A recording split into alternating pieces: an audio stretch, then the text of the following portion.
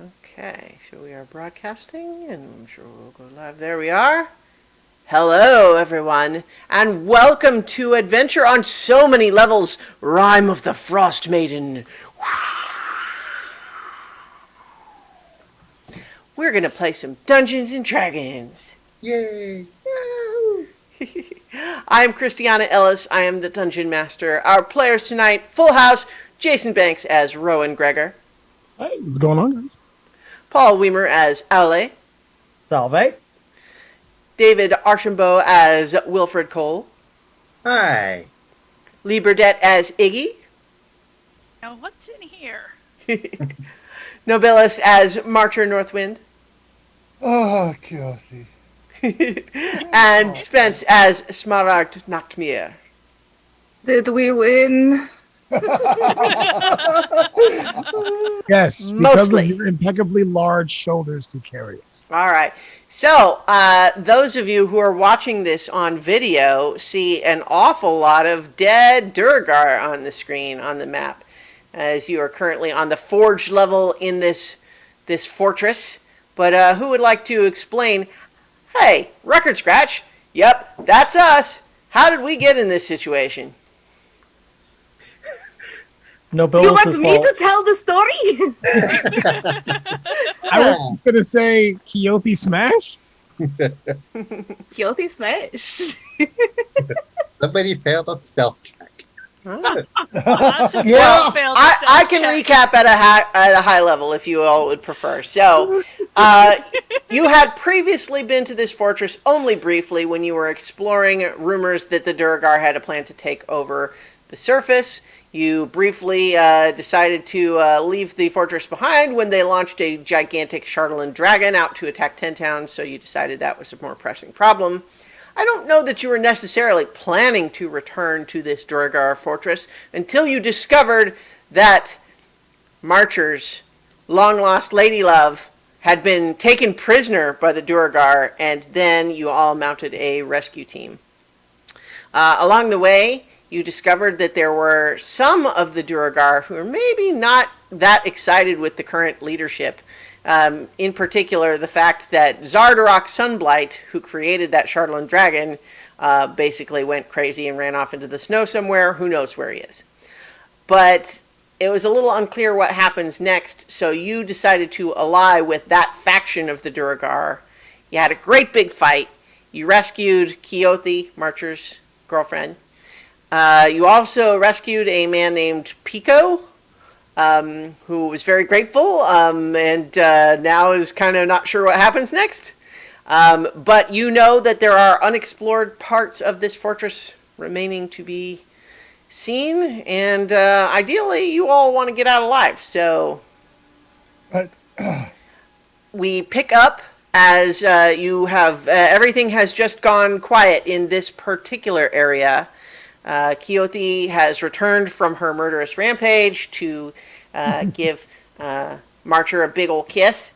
And in the meantime, Aule had been up away from the rest of the group following Keothi, but could have just followed her back down when she came.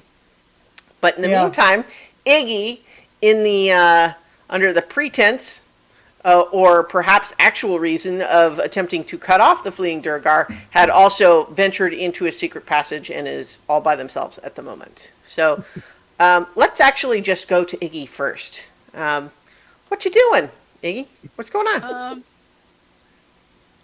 Question. Can I hear the fact that the fighting has stopped from here? I mean, Or do I need to make a perception check? Let's have you make a perception check. Okay.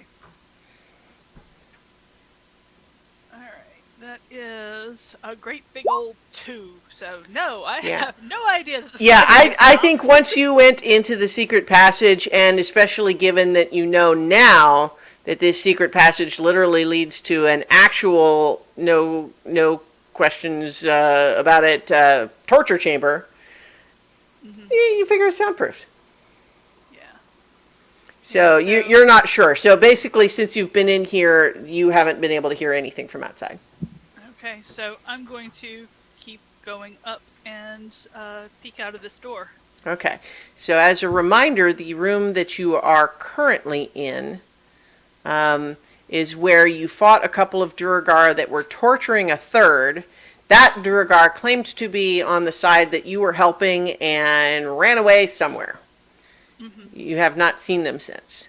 But yes, so this room was braziers of glowing hot coals, heat and light this room, the walls of which are lined with closed iron sarcophagi standing on end. In the middle of the room is the chair where that Duergar had been shackled. So as you peek through the doorway to the north, you are shocked to discover a hallway. And so I'm just going to. There is also a door on the south end of that room. Yeah. Let me check that door on the south end real quick Okay. before I go to see if there's anything in here. Yeah. You find a closet. Anything interesting in the closet? Well, let me tell you.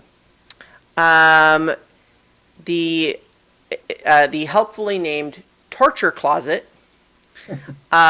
contains an array of torture devices, including whips, mallets, barbed scourges, spiked chains, branding irons, hooks, thumb screws, pliers, and shears. Remember, Iggy, the last time I opened a closet, I was poisoned by poison gas and had my hand in a mimic's mouth. But I don't know about that, do I? You do actually know about that. Yeah, they came back into the main hall, and we were both like, "Do not go in there." And that all happened while you guys were, sampling short rest. horrible Duergar cuisine. Yeah. Okay, so nothing of interest that I particularly want, so I'm going to sneak around. All right. Me and Piccolo Yeah. going on a little adventure. Mm-hmm. Keeping our eyes peeled for bird beak things with tentacles Yep. coming from the ceiling. None so far.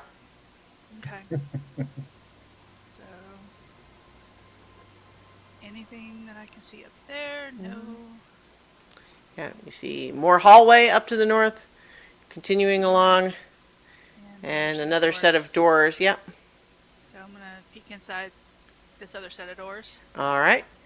And what you see in there, two beds stand against the south wall of this room, one of them with a Yeti hide draped across it. At the foot of each bed is a stone chest next to a stack of 5 sealed copper kegs. The room is heated and illuminated by glowing coals in stone braziers. Nothing bad can happen. Go touch the chest. Okay. Actually, let's briefly leave you on that mini cliffhanger. Okay. You can think about what you're doing, but let's check in with everybody else. Are you kind of regrouping here, or what? Alright, Yes. when alright, after every last Duergar falls, Wolf will look back, see Mara on the ground, and just run over to her. Right. Like- Passed out after finally releasing her channeled divinity. And gonna try and kind of take her from Pico see, is she hurt? Is there any way that can wake her up? Quick question first. Ale, are you staying up where you are, or are you going back Ali's where the gonna others? check outside this door first before joining the others, just to make sure there's no more hordes of Duergar coming. Okay, so let's just briefly let you check. You kind of look to your left and your right. Seems quiet. Yeah. And that'll satisfy him for the moment that there's no immediate threat. Okay. We can investigate that later, and he'll come back to see how his companions are doing. All right. So Mara has dried-ish blood coming out of their nose now. They're still injured from the excursions into the rooms on the floor up, but it's not nearly that bad. She just looks really pale and exhausted, and like could probably sleep for a week. So I say, Is she conscious again as they try to? Slowly. Hmm. I Wilfred will offer her a drink from his water skin. Thank you. I don't think she was. I don't think she has any new injuries. The spell I cast would have let me know by injuring me as well. One note also, I think probably I think amongst the group of you, probably at least one of you would have realized Iggy doesn't seem to be there with you.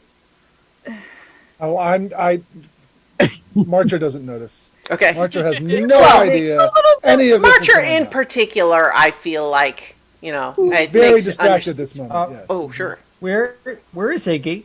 I will ask. I look around and then just go, probably being eaten by a brain with a beak.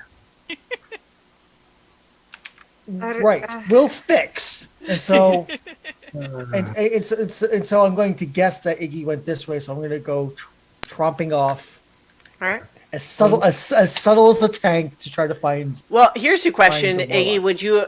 You know what? I'm gonna actually just go ahead and say I think these secret doors close like automatically unless you've wedged them, right? So Yeah. you can't just leave them open. So, but you knew it was there, so you could certainly follow in that way. But let's while you're following in that direction, let's continue with everybody, the group here that's staying. Did we win? I did. Yeah, Okay. I think you saved all of our lives. multiple times. I did what I could. You are all right, Wilfred? And Ollie? I saw him go down, I think. I saw one of you go down. I went down, but Okay, but you're okay. Okay. you got me up. Uh, And Wilfred will hold her close and just. oh, this is nice. Thank you. I like hugs, but this may not be the right place for a hug. It is absolutely the right place for him. Well, I think Pico is standing there a little bit awkward and just kind of saying, You are new. "So, hi, I'm Pico. I was also in the cells up there. I am extremely grateful to be rescued. I'm guessing those two knew each other before." Yes, we came to rescue her. Marcher breaks off for a moment to say, "Nope, complete strangers." So I just want to say I'm enormously grateful right now, and he's like gesturing down to him wearing basically rags. He's like, I have nothing to thank you with, but if we could find some winter gear for me so I could not freeze to death outside, that would be fantastic. Wasn't there a closet with winter gear? Well, we saw? towards we the room that had all the equipment in it. Oh yeah, You might be able to find something in there. yeah. Yeah, I don't think going off on our own right now would be ill-advised. But before any of that, I'm looking to go, who are you? Yes, why are you in the cells? Hi, I'm Pico. I was taken prisoner by the Durgar. Ta-da! I don't know what else to tell you. Where did they take you captive? Outside of 10 Towns? Well, that makes sense. Well, it doesn't make sense why. But I can understand why they took the two youngsters over here, or at least one of them. Well, let me tell you the whole thrilling tale. yes, please. I had too much to drink, and I stepped outside for a little bit so that I could do something about that. And what happens but I glance up and make eye contact with two startled-looking Durgar, who then proceed to argue in a language that I didn't understand, and then they grabbed me and hit me over the head. I wake up tied up and then dragged here. Now you're caught up. Well, Okay, simple enough. Can I do an inside check? Yeah. Great. Wilfred had unless Ah, Mara asks. Wilfred hasn't opened or hasn't let go yet. Yeah. Mara, I think you are still a little out of it. I'm very out of it, and Wilfred is warm, and I kind of feel like my head is swimming. So this is weird, but it's also like, yeah. So I think maybe you're the way you're feeling just right now. Like it briefly crosses your mind. Like, is he telling the truth? You know what? Frankly, I don't care if he is. He just like it's. I'm just going to take it. It's like it's fine. It's fine. Okay, sure. Why not? I kind Okay. of want to nap, but I Yeah. can't. Well, All right. So, Iggy, what are you doing as you investigate this bedroom? Put a pin in that for later. Okay. Because I am trying to make sure that. Basically, I was trying to see if there was an escape route down this way, and there wasn't. So I want to make sure that there is, see whether or not the fighting or the All right. there's any. So guard. I'm going to, as a matter of convenience, say, as you're coming back up the hallway, hey, look, there's Ale. Oh, hey, is everything over? everything is over. Where are you going? I was trying to. Quo cut vadis. I was trying to cut off the other thing in case they were escaping. Oh, they were escaping, but Marcher's girlfriend kind of cut the Durgar down. I helped only a little.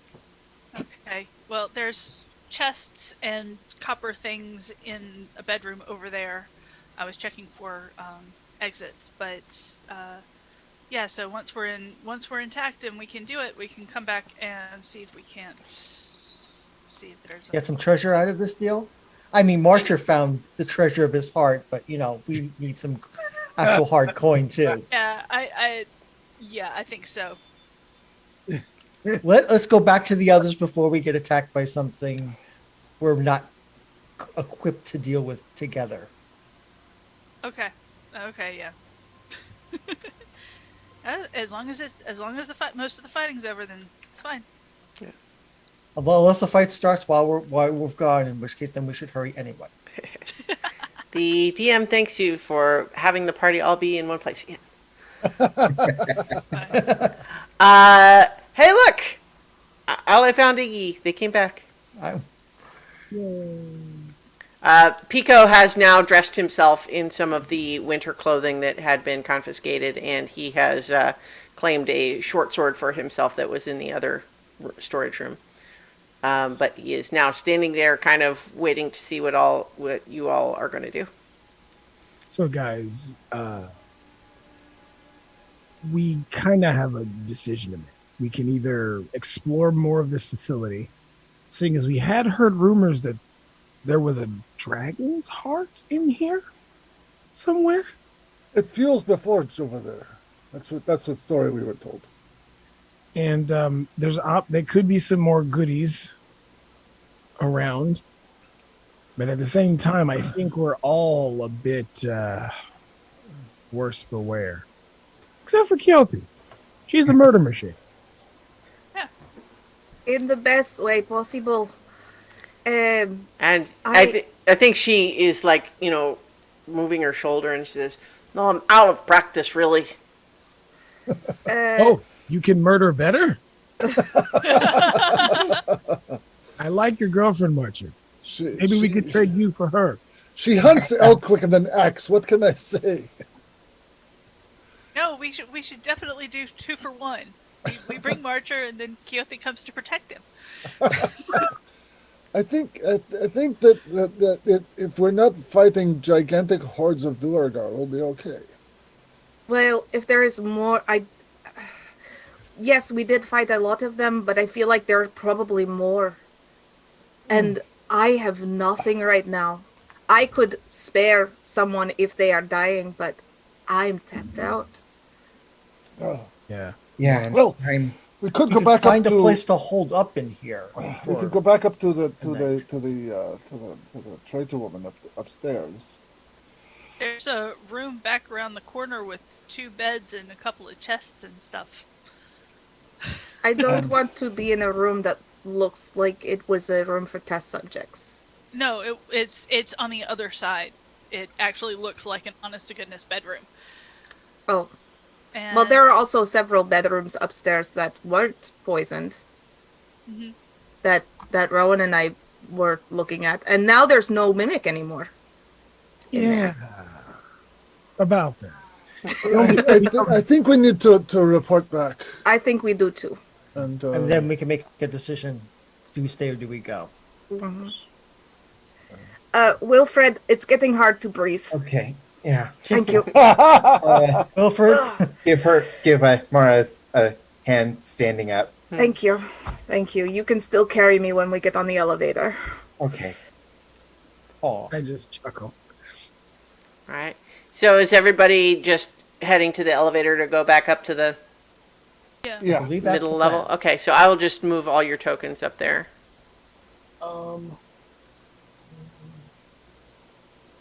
Hang on, I'm just briefly dragging you because that's the way to not mess up like your hit points and stuff like that. So it's briefly exciting. Oh my gosh, it's going to take you a couple of trips because you can't all fit on the elevator at once. But you know, if you're all just hanging out and waiting for a few minutes, those of you who are come up on the first trip, do you wait in this room for the others to come and I join? think that's Yeah. I think Yeah, I think that's Okay. that's the best bet. All right.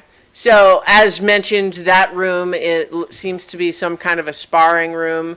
It has, suits of armor on stands and, hang on, let's see. This one or The room that you are in Oh. right now, hang on. Yeah. Okay. The room where people are waiting is, seems braziers of glowing hot coals stand in the corners of this room, offsetting the cold air that flows through the arrow slits to the outside.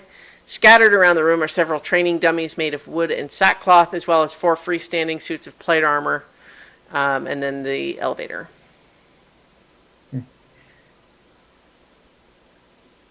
So, if all of you are just kind of, we're not touching anything, we're not doing anything, we're just waiting for them to yes. Yeah. right up. Okay. While that's happening, I'll explain to Keothi about the factions of Duergar and how we were working. Randolph mentioned a security system, right?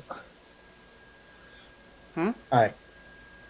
So, I guess Wilfred would be like, try and see if he could find it without actually activating it. I didn't hear the first part of what you're asking.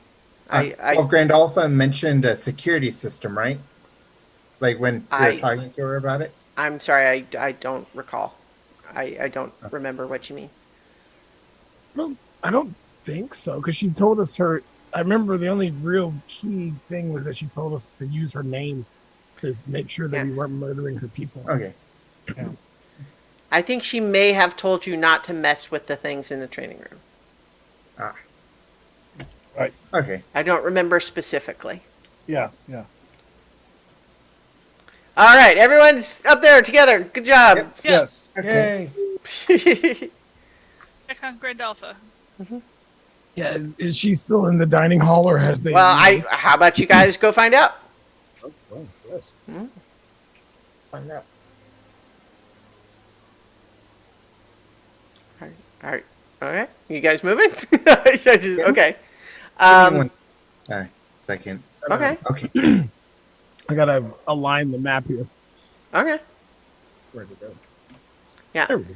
So yes, as you return to that room where you met Grandalfa, she, here has awaited your return. There is actually one additional Durgar in there with her since you last spoke with her, and she asks, "Is it done then? I notice you're not returning with as many of my brethren as I might have hoped." Yeah, We tried. there was a lot more enemies than there were fans of you.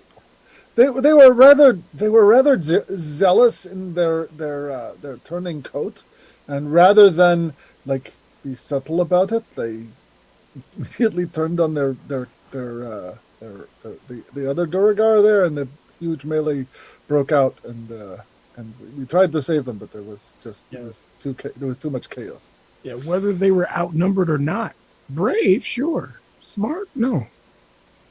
Yeah, so she listens to all of that and then just goes, eh.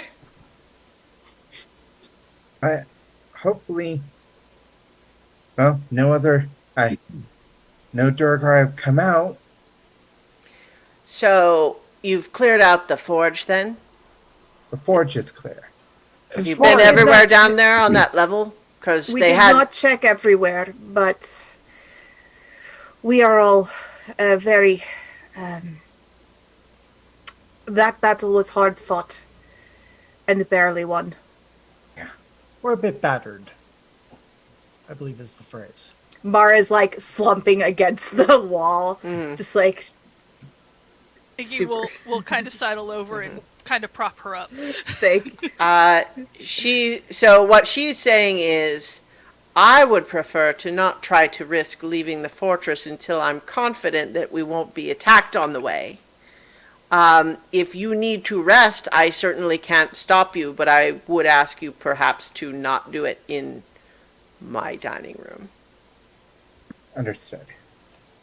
There's other rooms. Yes. She briefly speaks in Undercommon, kind of hushed words to, some of the other Duragar. I speak Undercommon. What she say? Yeah, well, make a perception check, because she's trying to whisper anyway. Oh no. Mm. Oh well. Okay. Well, yeah. So, yeah, you can hear that the Duragar that wasn't up here with her when you spoke to her before is basically saying, I don't think they've cleared the mines or the Quaggoths around the Micronid. So we still need to get through those if we're going to leave. So I think we need to hang out for now. I nod. Okay, well, I mean, they're not looking at Yeah. you. They're talking to each Okay. other. Well then, I will tell the party after we're not in the room. So, So there are more of those quaggot things that like a brick. Yeah. And they I get am. mad. So, guys, which room would you like? The room with the sticky mimic, or the room that has a bed that spouts poison? It was, or the one with all of the weird animal trophies. Yeah, or the one with disembodied heads. Mimic. Mimic. yeah, Mimic, everything's been cleared out of that one for sure. All right. Yeah, that was the north room at this little crossroads. Mind you, I didn't find anything weird in the head room with the disembodied heads. There were just disembodied heads. Mm-hmm. And Knowing our luck, they'll animate in the night. Like a certain fish in a tavern. Yeah, That's exactly what I was thinking. Night, Yeah. only when you touch. Here, let me move Pico and Keothi up. Pico is actually going to look to all of you and just say, so here's a question. As mentioned, I am enormously thankful to all of you, and I would be thrilled if you would just continue to grant me your protection until I can get some rest, and then I can be on my way. But also, please forgive me if this is a mistaken impression. Seems like you guys are going to do a little looting. That is on the agenda. Yes. Yeah. Looting us? We own this place. Hey, spoils the victor. Spoils go to the victor. I'm not criticizing. I was just going to ask if you would be horribly offended if someone who could use some money would pick through whatever you guys don't feel like you want to take with you. Sure. If you help Sure. us, that would, Yep. we would. And I mean, you helped us in the fight. So clearly, if you want to stick with us while we finish clearing this out after we've rested, I don't see why not. I'm mostly thinking safety in numbers, and also free treasure is great, But like I said, if at any point I'm getting on your nerves, just say the word and I will be out of your hair. Listen, Okay. All right. anything we leave behind, you can absolutely take. Yep. All right. Yep. Okay. Aye.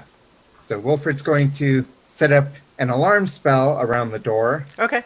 So anyone that is basically not in the room comes in, and Chewingas Just in case there's some chewingas hanging around. will be alarmed. I will make an audible alarm, and then he'll set up the dome. Okay. Great. And Mara will translate everything that she heard from Grandaltha. So somehow they were watching. Oh wait, they're in Durga. They were invisible. Mm-hmm. Should we kill her? No. No, I don't think so. She seems She hasn't level-headed. she hasn't betrayed us yet. Yeah, she hasn't done anything to She warrant- betrays us, then we kill her. The other thing is that she seems to not be as power hungry as her predecessor. Yeah, but I And did. not involved in all of this. I mean, when If- we killed the devils that had taken over that one town, they were trying to get involved. We killed the mind flayers because mind flayers. Brains. It all of the things that we've pretty much tried, just wholesale killed, what have you, have been involved in this, and she doesn't give the impression that she's involved. True. I was just asking because we have found not one, but two. I'm sorry, 3 places that potentially were connected to the Underdark that allowed the Duergar to come up here. We found a fortress in the middle of nowhere, another fortress that had a metal dragon in it, and a hole that led to the Underdark abyss. I don't think Mine. the other one, the northern fortress, the little one that we cleared out, I don't think that one was actually connected. I think that was I don't something think it that actually they had built. an entrance. Yeah. We didn't explore everything, or we didn't. I mean, sure, You it may did. not have You been did connected, not but find a connection to the Underdark. yeah. But the fact remains that these Duergar are flooding in here, and the fact of the matter is that she seems very important. Keothi says, under the circumstances, I am not inclined to be charitable to any of the Duergar, but it also may just be that she sees the folly in opposing you. If she owes us a favor, if we can save some of her people, she could be a very powerful ally should we need to go to the Underdark again. Or, well, I have not been to the Underdark, but you all have. We Have we? looked into a hole that went to the Underdark. Yeah, we haven't actually been in the Underdark. Oh, it sounded like you did. So, anyway, but In she any could case- be a powerful ally if we help her. I don't think any of us is advocating slaughtering all of these people. And to be fair, you've met my mother. If I decided to take an expedition to the Underdark, I would die before I got there. You would die before you set a foot out the door. Like, hey, Mom, I'm thinking about going to the Underdark. Well, the other thing that I would say is that I think probably most of you would have at least a little bit of knowledge of is that the Underdark is a big place. It's, it's a little bit like if you were to be saying, well, we found that you can actually get to the United States of America by coming up through Mexico, or you can get to the United States of America by going south from Canada, and then talking about the United States of America as though it's a single place. You know what I mean? Like, it's kind of just like a whole other world below the surface. Right. I'm imagining Drow saying, yeah, sure, you betcha.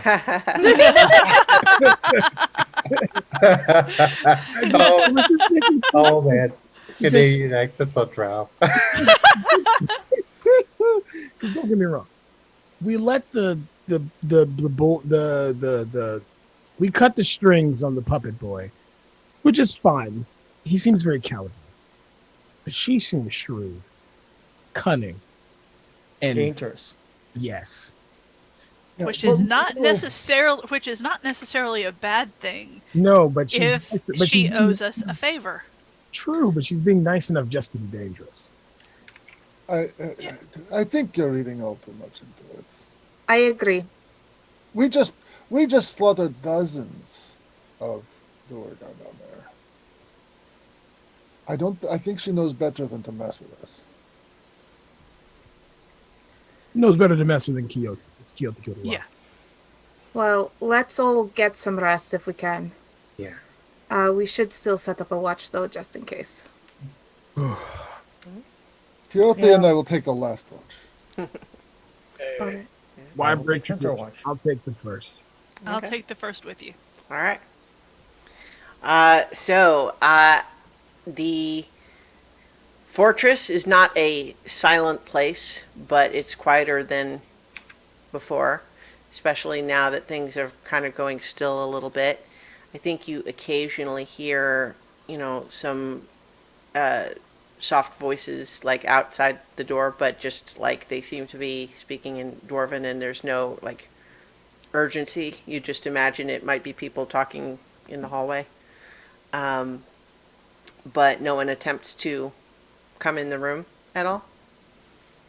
You hear the clanking of the elevator continuing. This is the first time Mara's actually slept in front of the party, and she's like hugging her pack like it's a stuffed teddy bear, and just like hugging it. All right. So yeah, the first watch is uneventful.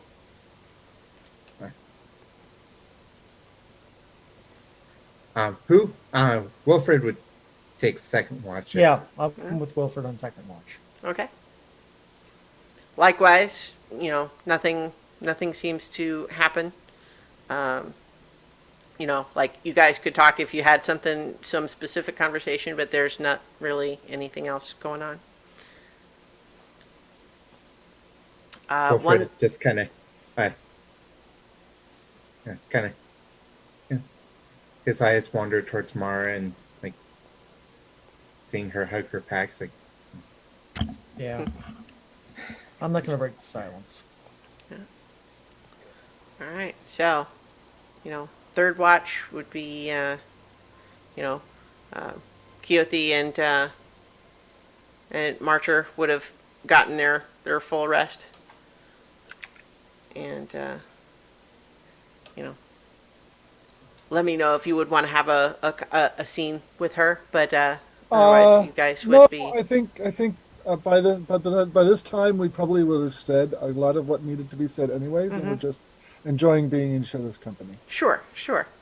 Yeah, and I mean, she, as I'm sure everyone could imagine, she, is enormously relieved to have been rescued, and she finds it all a little bit ironic and in an endearing, amusing way that that it would be you that would come to rescue her when the only reason she was out there was because she was curious about where you went, and she wondered if you were in trouble, and sure enough, here you are. And I think maybe she would have asked a little bit of if you had been back to either your home or hers since. And he'd have told her what happened when they visited there, and the incipient feud underway because of her disappearance, and how that going back there to her her people is going to be the next step to resolving all of that. She is impressed and pleased that there's even a prospect that a peace talk of any kind could take place. Well, it's something we've dreamed of, and I look forward to being able to tell everyone about us and not have to keep it secret anymore. Yeah. At the very least, there's that. Yes.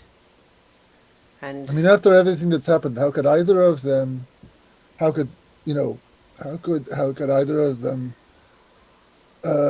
blame us for what's gone on?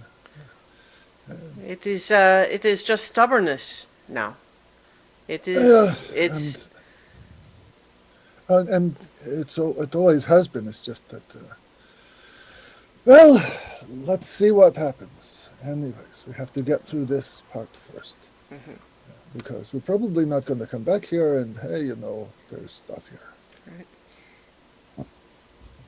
That's one thing I've learned hanging out with these guys is never leave aside an opportunity to loot something. You have certainly made exciting friends. Oh, they're amazing people. And I tell at least one story about each of them. Talk about Rowan and his mother, and Iggy and the snail ship full of squid heads, and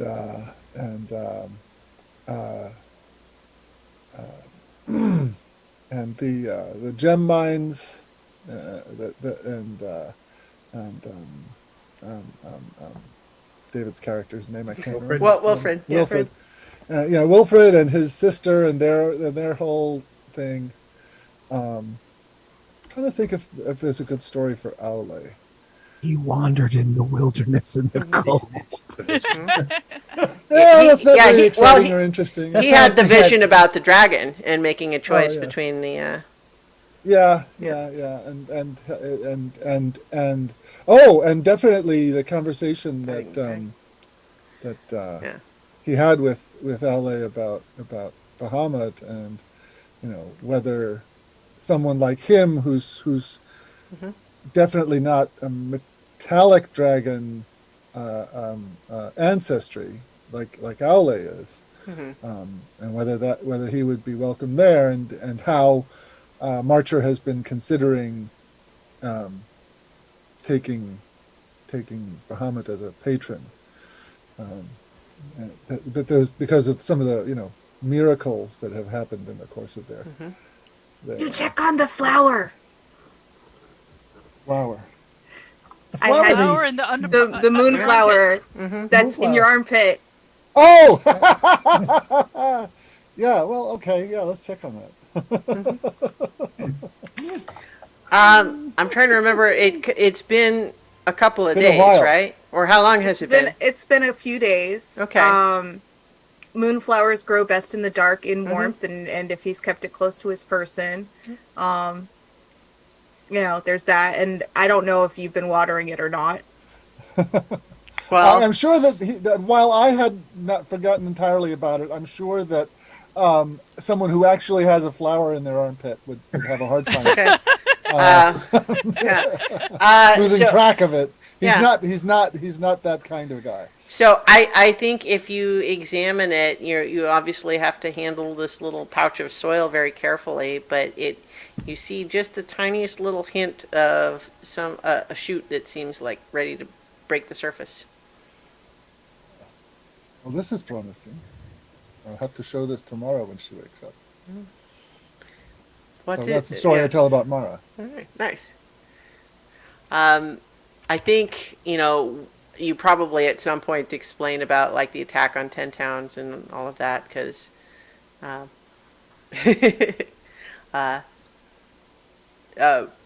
so Well, hey, that can be she's, his tale about himself, how he delivered that final blow to the Shardland dragon. Oh yeah. It's his Dragon. I think there's a point where you maybe are talking about that, and Pico, who had been over in the corner, unable to help from listening because he's in the same room and also awake, but trying not to interrupt. But I think when you start talking about that, he kind of there's a little bit of an obvious stirring where he seems surprised to be hearing about that.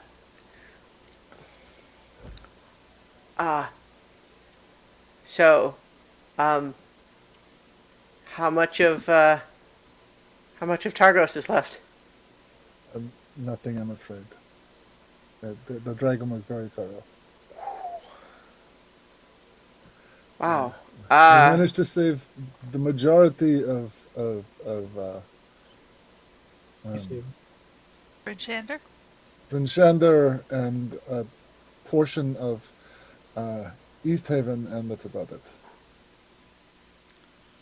Wow. Okay. So I guess I would have been passing through Bryn Shander anyway. Yeah. Okay. Well, that's. I mean, I guess the weird irony is that now that I know that I've been rescued, there's a part of me that's kind of glad I was here instead of there. Well, most towns had enough warning to be able to evacuate before the attack, so the loss of life was much less than could have been. Your friends who are in from Targos are probably still alive. Huh.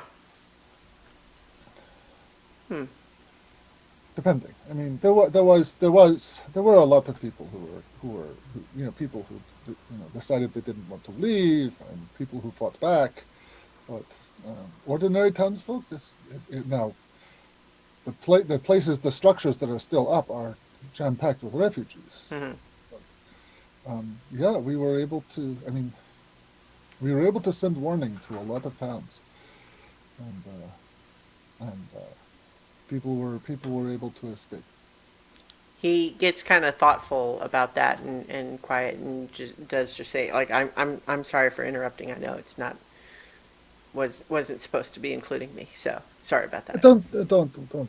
It's just keep it down so we don't wake anyone else. And yeah, you probably were better off here. I don't know how they treated you, but well, it was it was not great, but I'm alive, so fighting that thing was not a fun time. It was a struggle. I just wish that that harpoon had worked. That would have probably done very well. But can't I think that may have been one miracle too many. Yeah. So, Iggy, as you're sleeping, you find yourself flying over the tundra, and you're just zipping fast above the ground, far faster than you could run, and it's a bit disorienting and surreal. But ahead of you is looming an enormous glacier, and you're heading right for it at a speed that seems dangerous, but then in fact you actually just fly right into it like there's nothing there. And you realize after a moment that you were kind of trying to pull away from what looked like an impact with this glacier, but you realize that it was not actually that something was propelling you forward, but rather that something is pulling you. And as you're half blinded, being pulled through what feels like solid ice, and occasionally passing through tunnels that flash by too fast for you to see anything, you start realizing there's tentacles wrapped all around you. And that's what's pulling you forward. And you're being dragged until you emerge into a wider chamber, and there's this big ice wall, the tentacles emerging from it, and there is a face of some kind behind that ice, and you are just filled with an intense terror, and then you wake up. Screaming. Up to you, but that seems right. Yes, definitely waking up screaming. Mm-hmm. What is it? What's happening? Sorry. Iggy, are you okay? I know that. Oh shit. Iggy? So Mara will get up and go kneel in front of Iggy. Mm-hmm. Deep breath. At what point are we? What happened? Yeah, so I think this is towards the end of third watch, so everyone can finish their long rest, and you can all be awake if you want. Okay. There is. I don't want to say it's a worse evil than. What is her name? Is Ariel the Auril, Frostmaiden? yes, Auril. Yeah. There's a worse evil than the Frostmaiden. No, get some In the blinking glacier. eyes from Ale. Wait. This is known, but what is it? You had a vision? I don't know if it was a vision or a call. It just freaked me the hell out. Wait. Describe it. I mean, what could be worse than a goddess who decides to take a region of the world for herself? There are many things that are much worse. Yeah.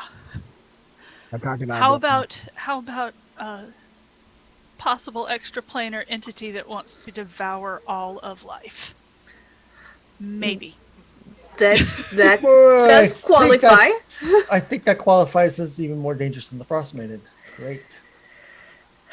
Okay, but that is a That is a hard maybe. I don't know what it wants. Listen, Can you All show I- me? I will use If you- telepathy. Well, if So- you give it to Wilfred, he can make an illusion of it. So No. Yeah. so Well, others- bear in mind too that this was a nightmare. It's already starting to fade and get fuzzy as you're awake now. You remember how it made you feel, but the imagery is already fading. Yeah. So basically, I think all Iggy really kind of remembers is the feeling of the tentacles squeezing, and then the face behind the door. And I think as you are sort of focusing on that and sort of just feeling once again just kind of a little bit of a tightness in your chest as you're just thinking about it, you hear the voice of your sword in your head that says, "This is why you must be powerful." And you just kind of hear Iggy going, "Oh shit."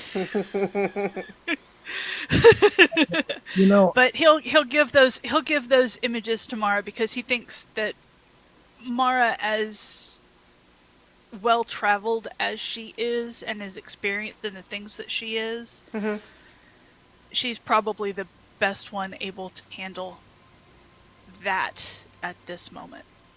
Okay. So so you'll get that kind of feeling of being squeezed by these tentacles and this horrible face behind an icy door. So Mara's breathing slows as she's absorbing this, and just like is paying attention as much as possible, and then puts a hand on Iggy's shoulder. Do you need a hug? I would love a hug. And Thank Mara you. gives Iggy a hug. that was a lot. That was a great deal. It's going to be okay. For now, we focus on destroying the Frostmaiden and getting more powerful. Yes. Then we figure out what this is. And once we are out of here, I will see if I can glean anything from my connection to the gods. That would be much appreciated. Okay. But you're not hurt otherwise. You're just little. No, okay. I'm just really kind of shaky. Okay. So, no, you go ahead. Go ahead. Mara, you can make a religion check based on that imagery if you like. Mara does not study religion. Yeah, so you have never seen or heard of anything remotely like what Iggy tries to convey. No, but I've seen some weird shit, just not that. All right, so go ahead, Jason or Rowan. No, yeah. Rowan just kind of chuckles and he looks at them as he stands up and starts getting himself together, and he says, "If you folks connected to gods keep having visions, I might have to figure out where I need to go, because every time you guys have visions, bad things come our way." Well, or we go, we go the way of bad things. Yeah. Ugh. If you How look at it many? this way, every time they have visions, we we become bad things to other things. We oppose those evils, Rowan. They must be fought. Yeah. Look at it this way. At least we get the warning, right? Yeah, that's for sure. Although my mom is not going to be happy about finding out that I potentially could be making enemies with something beyond a god. It's not that it's beyond a god, it is that it's beyond this realm, and so the powers don't line up. Well, let us take things one thing at a time, because clearly we are not going to change our plans to finish clearing out this fortress and then return to the Goliath lands to end that feud. So let us And that focus. feud, and then While we're work up here, towards the Frostmaiden. before we head downstairs, there is one more. There's a closet in the poison room that we need to check. All right, Poison should have dissipated by now. Hope. should have. Don't shuffle your feet. Quick bookkeeping question. Do any of you reach out to Valine, who, as you recall, made camp in the mountains outside the fortress to wait for you? Oh yeah, I can do that. Somebody with sending. I don't have sending. That would be me. I But just one love person that. said, It just amuses me that it's Mara, the one who is most diametrically opposed, that has to talk to her. Well, you know, Hello, Valine. We are still alive, clearing out the fortress. We'll be back soon. Stay warm. Oh God! It could have been worse. You could have said "Stay frosty." I still had plenty more, but I'm just like direct and Yeah. don't really want to talk to her. I am relieved to hear that the mission has gone well. I hope that you have recovered the prisoner you sought. I am certainly eager for us to be on our way, but I have books to read in the meantime. She's reading books. She's fine. okay, well, I mean, she wants to get underway, but we have things we must do. You know, guys, that's another one we might have to deal with later. Yes, Elaine? please. Yeah, it has occurred to me that our goals may not remain aligned forever. It gave me pause when for some reason, we just so happened to run into a necromancer as we are chasing a dragon, and so now become slightly indebted to them. It No bones felt- about it. I have to stop. Ali would not make these puns. The player can, but Ali's not that smart. Yeah, Always plays it's pretty so smart. suspicious the way she helped you out when you were in desperate need, you know, and then has been extremely accommodating to your every request since, and also Yeah. gave you a huge lead on how to maybe actually accomplish your goals. What a bitch! Thanks, Leon. We love you too. like these things don't come to us like that. Like it's No, I know. I'm teasing. Because came to you I like that. yeah. No, I'm teasing, of course, because I understand that. Yeah, okay, yeah, maybe you have potentially some concerns. Your interests are certainly aligned for now, but I think you are right to suspect that it's possible that won't always be true. Yeah. And besides, Saluna is a benevolent god. I don't see why she wouldn't send us one of her champions to protect us when we're doing good things. Sometimes.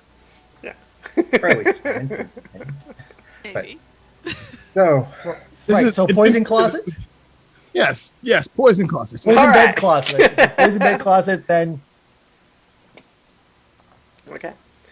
Okay, so I think we're going to Yeah. this okay. room where... It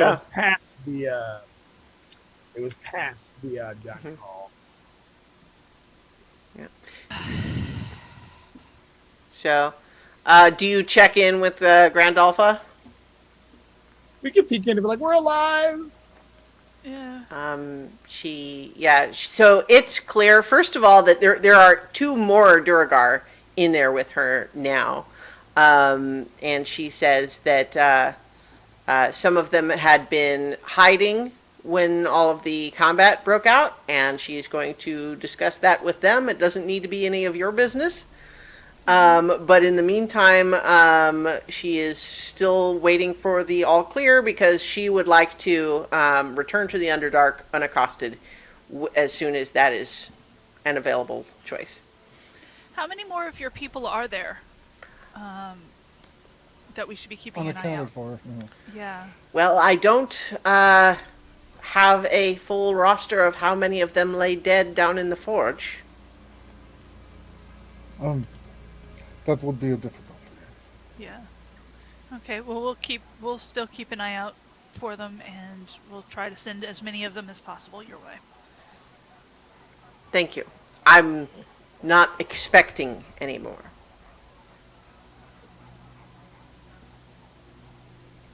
All right, so you're making your way in the world today to the poison closet. All right, so you guys, if you're heading back to the north there, so the room that Rowan has just entered there. Once again, this rectangular room has two sets of double doors, one to the north and the other to the south. A brazier of glowing hot coals that is starting to burn low because it hasn't been refilled stands in each corner. In the middle of the room is a low stone table on the top of which is drawn an illustration that looks something like a map. And as Rowan discovered when he explored it previously, it is smashed.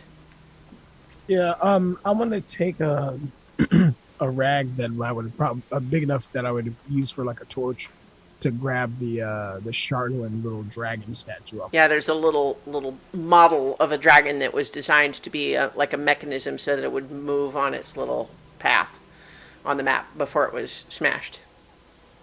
Possibly by someone who's angry that his plan didn't work. It didn't smash in response to the dragon breaking. That that would be an interesting trick. Yeah. So do we have everybody, or we got Mara and Wilfred still? I mean, I assume you're coming. Yeah, I was just preparing my spells, and actually, before we go in there, I want to take Wilfred aside and say, "Listen, I don't want you to fall again. Dying is bad, so don't do it." And I grab his hand and I cast Death Ward on him. Nice. Oh. And that lasts for 8 hours. Do? Yeah. After that's done, I'll keep hold of her hand and say, "I love you too much to die." I want to know. And like Mara is dumbfounded. Is like, what? Oh no! I was so right though. I was so right. I called this sessions back. You did. So Mara is like, oh, well, this will magically help with that. Yeah. After you.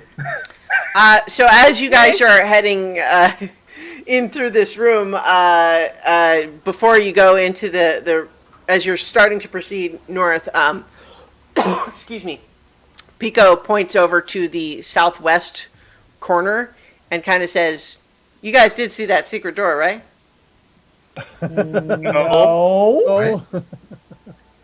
He goes over and he presses the wall right here and reveals that there is, in fact, a secret door right there. I think you're going to earn your share of the loot for sure, Pico. Oh, well, you know what? Just trying to do my part. I don't think we need to worry. Yes, I don't think we need to worry about leftovers. I think you'll get a full share. But I'll go ahead and peek my head into the room that I was poisoned in earlier. Mhm. I've got you covered, Rowan. Yes, you open the door in there, and there's kind of a gritty greenish cast to the dust that's on everything, but there does not seem to be any poison gas in the air. Yay! The room, braziers burning low with glowing hot coals, heat this chamber, which contains a large stone bed covered with soot-stained furs. Its head against the north wall. In a shallow niche above the bed is a bas-relief of a giant scowling Duergar clenching its teeth. That's where the poison came from. At the foot of the bed is a flat-topped iron trunk sealed with a bulky padlock. A stone door is set into the western wall.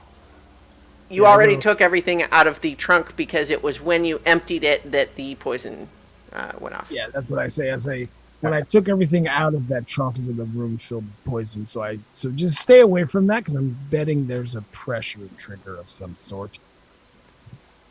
Well, I think it's still empty, so there's no way to trigger it again. So I'll go over and I want to check the door to make sure it isn't I don't know of booby traps per se because I'm not. You can investigate the door to see if you can spot any traps. Indeed. I'm not good at this. Someone should help me. Yeah, Wilfred will Spot traps? That's not my thing. or, All right, well, Or but if someone we'll- helps, you can roll with advantage.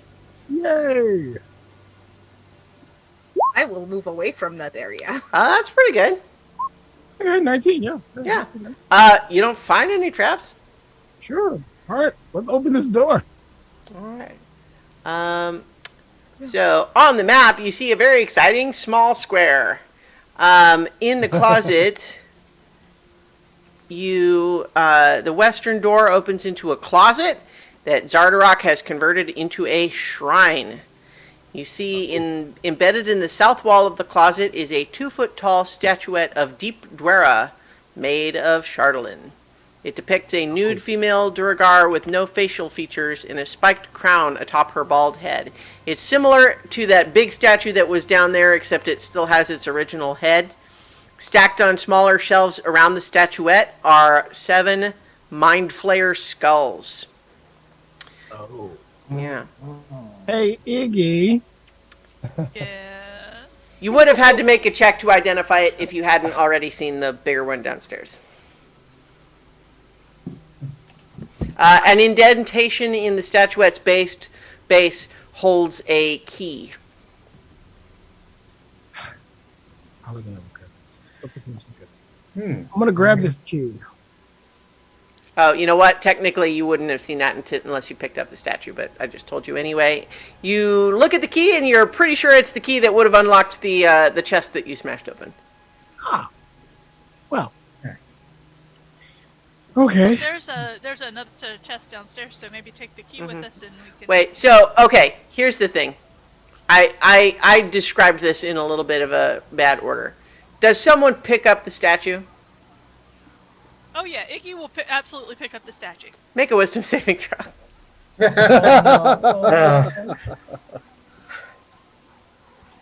Natural 20. Oh, okay. Very nice. So you do not take 4d8 psychic damage. You do take half of that, though. So,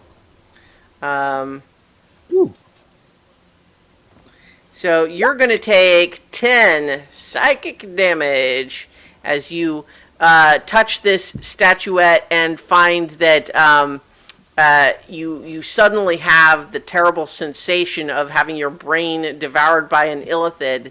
But you realize briefly after that first moment of pain and fear that it's just in your mind and you're actually fine. And it seems now that you're still holding the statue, but it seems fine now. Ale, I need you to break something. I'd be happy to. All right, I'm going to put it down on the floor. Smash that, please. I think I need something like a hammer. Can I borrow your hammer, Wilford? Or do you need to do it, or He could just use his own I hammer. think this is a job for a paladin. okay? Can I borrow your hammer, please? Yep. And I use Wilford's hammer to smash this thing. Yeah. All right. I don't think rolls are required. You know, you smash it until it is smashed, and now it's a bunch of pieces of Chardonnay on the floor. Thank you. I'll hand the hammer back there. And also underneath it was a key. I'll take that key. But since dwarves are one of my favorite enemies, do I recall or know of Duergar that would worship a non-dwarven deity, like a even if it is an evil dwarven deity, but this doesn't seem to be one of a dwarven god. I mean, no, Deep Dwera is the Duergar goddess. Period. Okay. Yeah. And they're specifically an enemy of Mind Flayers, and so that's why there's Mind Flayer skulls, is because Deep Dwera defeated Mind Flayers. Okay. So then the one downstairs chained to the thing was probably being sacrificed to Deep Dora. Seems like a possibility, but for whatever reason, Iggy's patron directed them to kill it without talking to it. I begin to see the wisdom of this. Yeah. Mind Flayer must die. Well, Mind flayers are not our friends. shall we collect the pieces? No. No. They are most certainly covered in evil magic. I mean, it's true that you're probably less worried about random civilians coming across them here. Yeah. So, Or shall we just sweep them back into the closet and leave it and call it good? Yeah. Have a broom? I mean, you know what? I don't think exactly. Someone has a little broom and dustpan in their backpack, and now that's done, and we can move on. Let's check where that secret. Let's see where Pico's secret tunnel goes. Sure. Yeah, that's a good question. Yeah, you find that it leads to through a quick little passageway to a room full of dead Duergar, and you realize, oh, this is where we fought a bunch of Duergar close to the entrance. It seems to be a barracks. A low stone table flanked by stone benches dominates this room. Through the hazy smoke, you see featureless stone doors lining the walls. And I'll just go ahead and tell you without bothering to open the little squares, is that each of those little rooms is just a 10-foot tall square room that has 3 stone bunk beds in the wall, protruding from the walls, and that's all that's in them. Well, let's head to that. Let's head to the elevator and go downstairs and finish what we started, so we can get out of this massive facility. Yes, let's do that. Works for me, Sure. says Pico, and Keothi just says, as long as we're staying together. Aww. All right. So if everyone's going to this, the east elevator? Yes. Okay. So Yeah. with just a reminder, I'm not saying that there's any reason not to do that. Just a reminder that it was the other one that you went down before, so you technically don't know what's at the base of this one. All right. Well, Do I'll we take- want to go back over to the other side, since we know what's over We there? we can't all fit on this elevator, so that might be safer. Well, and Well, on we top of can't- that, But they don't go down at the same time. exactly. They alternate. Right. We'd have to take 2 loads to come down, and so if there's something down here waiting for us, it'd be a while before we get the other group And on around. top of that, we don't know what's decided to regroup on the other side either. So sticking together as best as possible, I think, would be the best course. Seeing as they could be standing around both elevators waiting for us. Fair. Well, I will go down second and clean up after everybody gets hit initially. Yeah. So bearing in mind that by the time the first group would reach that level, it would be a full 1, 2, 3. It'd be like like 8 minutes before it would be able to get another group down to it. Because it takes a minute to travel between levels, waits for a minute at each level, and then it's going to go back all the way up to the top before it would go down again. So How bright is it here? I have an idea. We could shorten the time a little bit by having one group go down on one elevator and then another group go down on the other. So it'd be 4 minutes instead of 8. Yeah, that's what Rowan was saying too. But that's the thing. They don't go down at the same time. yeah. No, but if you It will be faster. if one group goes down on this one, then we all go to the rest of us go to the other one and go down on that one when it comes up. Then we will arrive at the bottom level 4 minutes apart instead of 8 minutes apart. But we'll be separated. Or we could do kind of like what we did getting into here, which is having a bunch of us fly. Yes. I mean, And put it this way. Keothi, Marcher, Ale, Wolford can get in the elevator. You can carry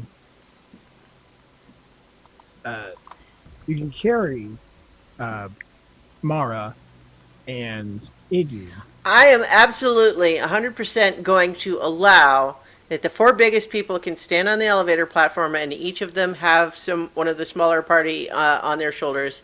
And I am going to 100% make that okay because it gets us through this conversation. Right. And saving half an hour of logistics. I was going to say, just there's this because- plaque over here that says that the weight limit on the elevator is 40,000 pounds. So we're good. And I would, and because I feel like it's funny, I want to ride Marcher. Maximum occupancy, 8 people. Yeah. All right, yeah, so we'll just say that you guys are doing that. If you guys would like to have some fun flavor conversation, you may, but I'm going to just go ahead and move your tokens down. Hold me still, Marcher. I need to get good aim. I can't aim center mass with you wiggling. All right, so, If you're You- understanding Keothi. sure. Okay, so you are now down, on the kind of the left-hand side near the bottom of the map. All right. And this room is relatively bare except for, of course, the elevator stuff that you are, in. There's just doors on the eastern wall of this room. There's not really much else in this room except for the elevator stuff.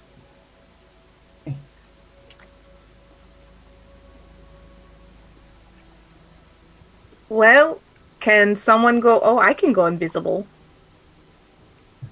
I don't really want to because it uses one of my high level spells, but Let's don't- just be. I Trying to can be too, sneaky. but I don't do it's... You just take a peek. It's fine. yeah, let's just take a peek outside and see what's going on. All right. You peek through this doorway, and you see another small room. This room contains braziers, and there's you can still hear the mechanical sounds from the elevator, but it seems to otherwise be empty. I cast see invisibility on myself. Okay. That's Oh, and who needs eyes? Is it light enough down here that everybody can see? It's dimly lit for everybody. I've got my little branch, so I'm good. Well, right, and I also haven't changed everybody's tokens as far as I'm going to go ahead and just rule for the time being, rather than litigating it all, that everybody can see well enough. It's dimly lit everywhere, so Okay. we can mess with that, but I don't want to just fuss with everyone's tokens right now. Okay. Okay. Okay. So yeah, so I have see invisibility on. And Okay, that's yeah, you still don't see anything else in the room. Great. You know what? I'm going to cast see invisibility too. Okay. You also don't see anything else in the room. All right. So I assume you would move through and then peek through the this door to the north as well? Yep. All right. So what you see in there takes your breath away. It is okay. You are entering towards the back of this room, But the ceiling of this hall arches to a height of 30 feet. Stone steps lead up to a semicircular dais against the south wall. Atop the dais is a misshapen throne crudely carved out of black crystal. Small, crackling flames burn in braziers that occupy the room's corners. Slumped near the east wall is a tall, bipedal fungus creature. Luminous spores float in the air around it, and a savaged white-furred biped has torn off one of the creature's arms and is holding it, while 4 other white-furred bipeds, these are quaggoths, covered with fungal growths, try to capture the floating spores in jugs. And so there's some artwork for this. Yay, artwork. Yeah. So first of all, this fungal creature is a Micronid Sovereign. And I'm sharing some artwork with you now. It looks like that. Albeit this one currently missing an arm.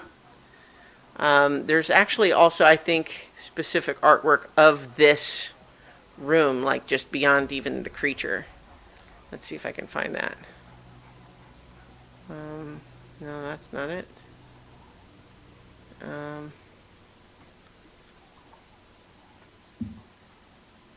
Oh boy. Yeah, here we go. This is another piece of artwork that shows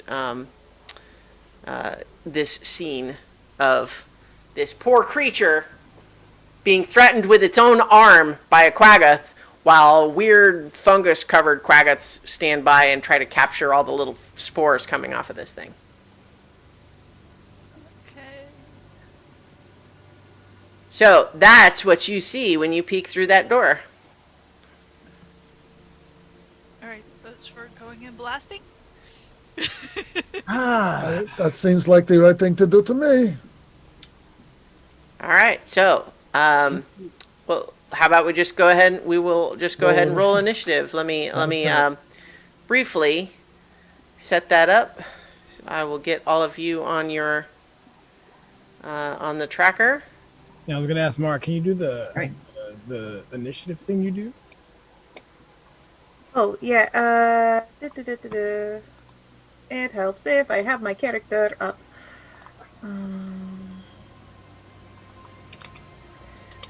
Let's see. There we go. Okay.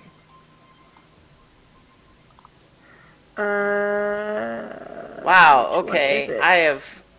What the hell? I've ended up with large numbers of duplicates of everybody. Hang on. Oh, yeah. Wow, Yeah. that is weird. Clear it and we can do it again. So yes, I will give Rowan Vigilant Blessing as well.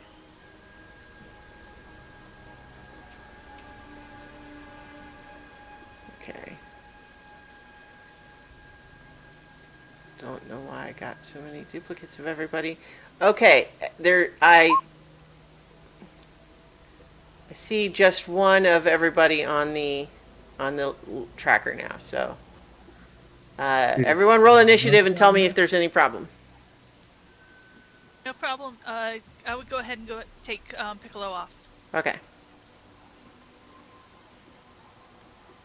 'Cause he's And that just just- gonna hang out. And that just gives advantage on initiative rolls, Mark. Yeah. All right. Here, let's switch to here. Get some battle music. You didn't even need it.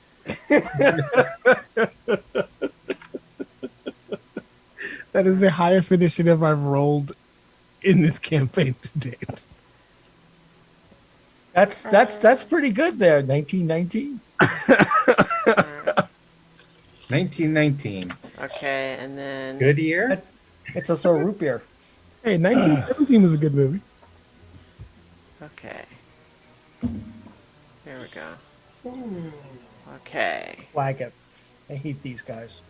We killed a boatload of them yesterday. Yeah, and when they get angry, they hit like a brick.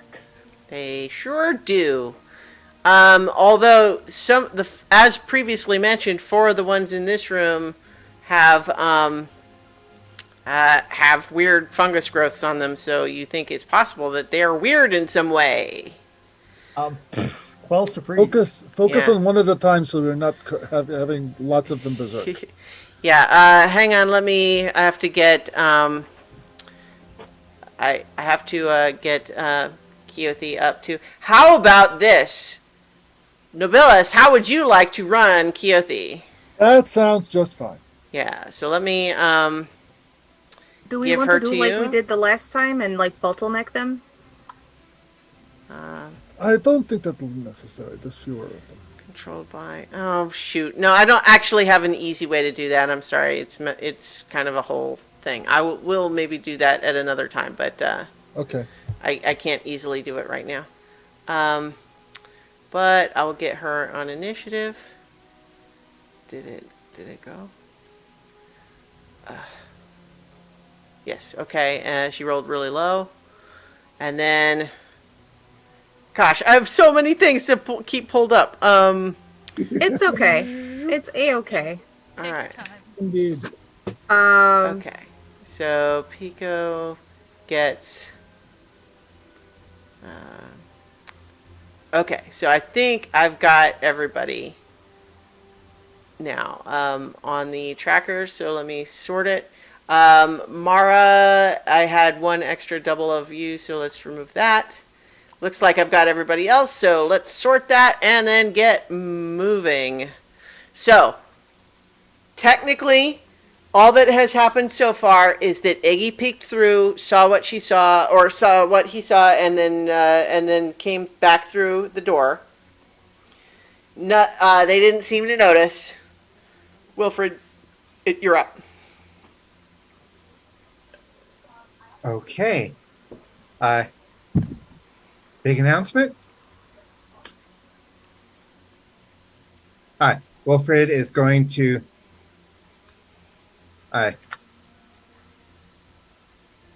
1, 2, 3, 4, 5, 6.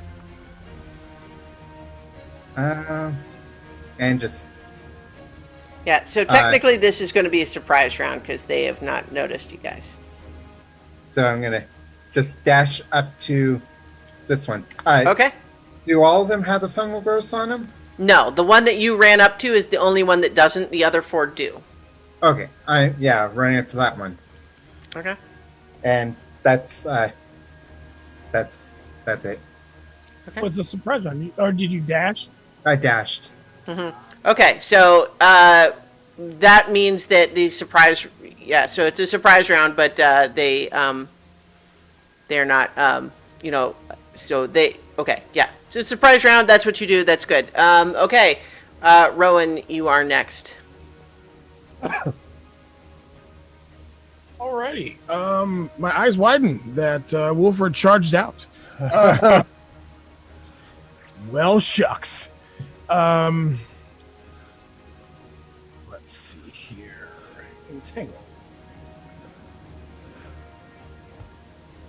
is a 20-foot square, and I practiced my playing with roll 20. Okay.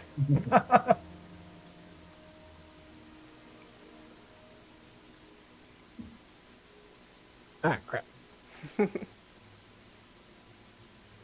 Draw a shape, not freehand. Where'd it go? Oh, it's under the initiative. Yeah,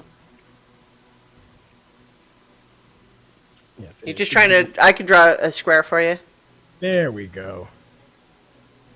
It's 20 foot, so it'll be there Okay. that I cast Entangle. Great. So let me roll dexterity. No, or strength for It's straight to DC 14. Okay. So first, we have one of the fungus covered Quaggoth gets a 10.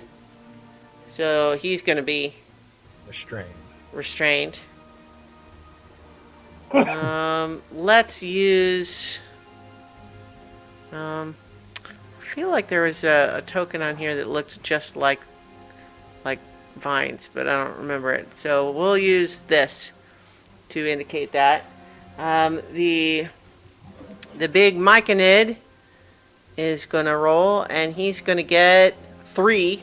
He does not roll very well. He is also restrained.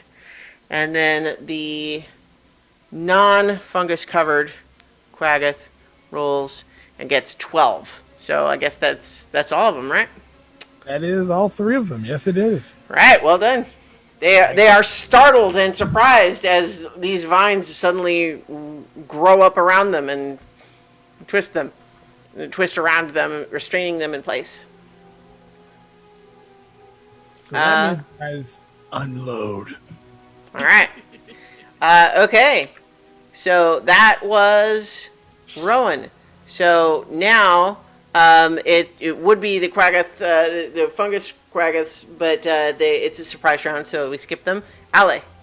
Okay, so let's move into this room. So 5, 10, 15, 20, 25, 30. I will go here. I will use a bonus action to cast Hunter's Mark on the one that is facing, that Wilfred is facing off against. Okay. And I will throw a javelin at it. All right. So remember, you are rolling with advantage because he is restrained. Oh, yeah. It's for the crit. Okay. Nope, no crit. All right. I did hit. Yeah, his AC is just 13, so you definitely hit. So plus, so total of 6 damage. Okay. Yeah. That's my turn. All right. It is Pico's turn, and he sees what everyone else is doing and is like, okay, I guess so. All right. 5, 10, 15, 20, 25, 30. But I think he doesn't dash in. What he does is he readies an attack for if anything comes close to him. Hey, I'm surprised he didn't grab some like a short bow or something from that room. Oh, okay. Well, It's it's fine to second guess tactics now. All right. The big Micronid thing sort of rears back against the vines. It seems to be struggling against them. It's going to try to break free of the restraint. And gets a 20 on this roll. So I think... Oh, you're right. Surprise round. Fine. Okay, whatever. All right, fine. Surprise round. You're right. Okay, but let's move on. Mara. I move 30 feet. I hate surprise rounds. Oh. And I look around and just be like, okay, I'm here. That's it. Okay. I'm just ready for anything. Yeah. All right. That would be Marcher next then. Okay. Marcher will go here. Pull out his laser rifle and attack the one in front of Wilfred with advantage. Okay. That's a good use of the Wayfarer rifle. 21, I got a critical. Holy Nice. cart! He's not gonna like that. No. You won't. All right. So the damage is 3d8 plus 1. Mm-hmm. So the damage roll is on top of 25. Yeah. So roll 3d8 plus 1 plus roll 3d8 and then plus 25. Right. That's 15 plus 25 is 40 points of damage. Yeah. You incinerate that dude right where he stands. Zorp. Sorry, Wilfred. Next time. Wilfred does not keep a kill count for himself. So, Wait, I think you tired me there, Novellis. any enemies that fall due to group effort is a good thing. All right. Yeah. So Thonot Krob is dead. Now that not that you guys get to know his name. All right. So Keothi's turn. She's charging in. Doom, doom, doom, doom, doom, doom. She's definitely going to dash up. But, of course, because she's dashing, does not have the ability to attack this round. But that's okay. That would make Iggy, you are the last to act in this surprise round. And then they actually get turns. Yep. I am actually just going to step right inside the door. Cast Eldritch Blast. All right. For some reason, brain failed me right then. Eldritch Blast, just 2 strikes against that guy. Okay. So first blast is an 11. Okay. 11 does not hit. 11 does not hit. Okay, so how about a 24? That will hit. Okay. So that one does 5 points of damage and pushes him 10 feet back. Okay. Or at least as much. Yeah. It bonks him into the one behind him.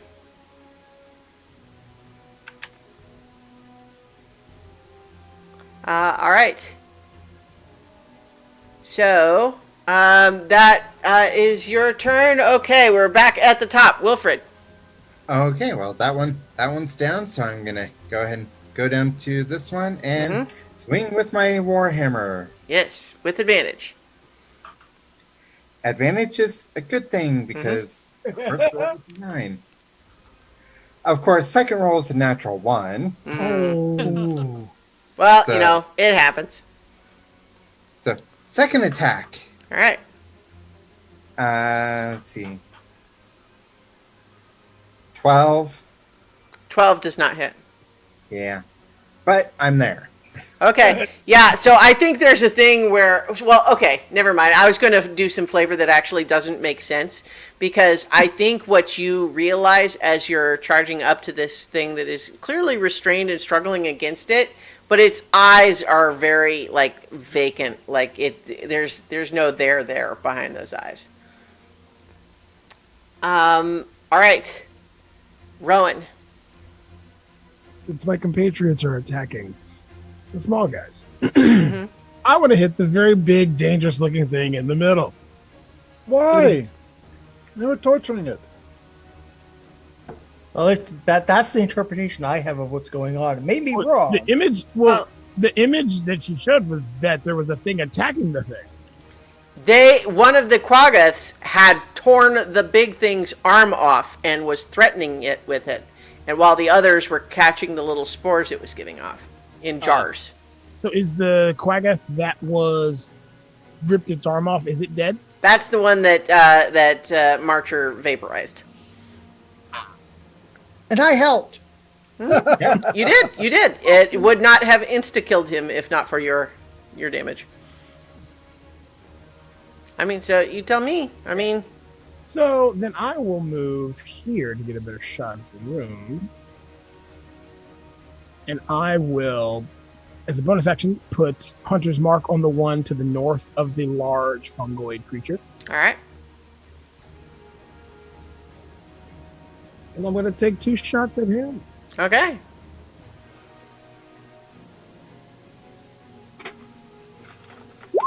$15.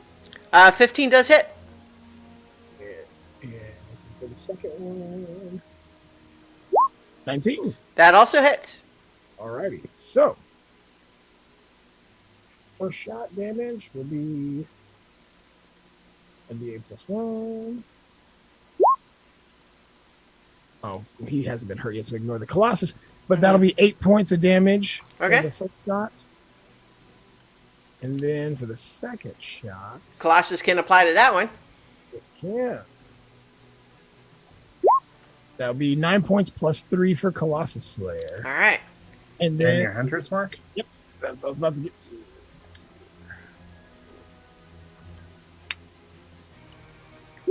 Five for the first shot. Mhm. 2 for the second. So that's 7 points Yeah. plus 8. So that is 15. Yeah. Plus 9. That makes it 24. Yep, you hurt that one pretty bad. So 27 total for that guy. Yeah, not down, but you hurt him substantially for sure. Although you notice he doesn't really react as though he's in pain. It's more just kind of like, There's no like vocalization or facial expression. And these are the only things we see in the room thus far. These Yeah. These 5 individuals and the Yeah, the one that got vaporized wasn't like these other ones that are covered with fungus. But he's dead now. All right. Now, though, it is the fungus-covered Quaggas. It's their turn. So, doomp, doomp, doomp, doomp. That one is coming up to you, Ale. I figured that was likely. It raises its claws with kind of a vacant expression on its face, almost zombie-like. Almost. Gets a 24 to hit. That will hit me. And a 16 to hit. The 16 will miss. Alright, 24 does 6 slashing damage. Okay. These two down here. This one is going to come up to here, and then this one's going to come up to here, and they're both going to attack Keothi. What is her AC? 12, because she only wears hide It's armor. a million. Yeah. So, 2, 4. So that's 3 hits.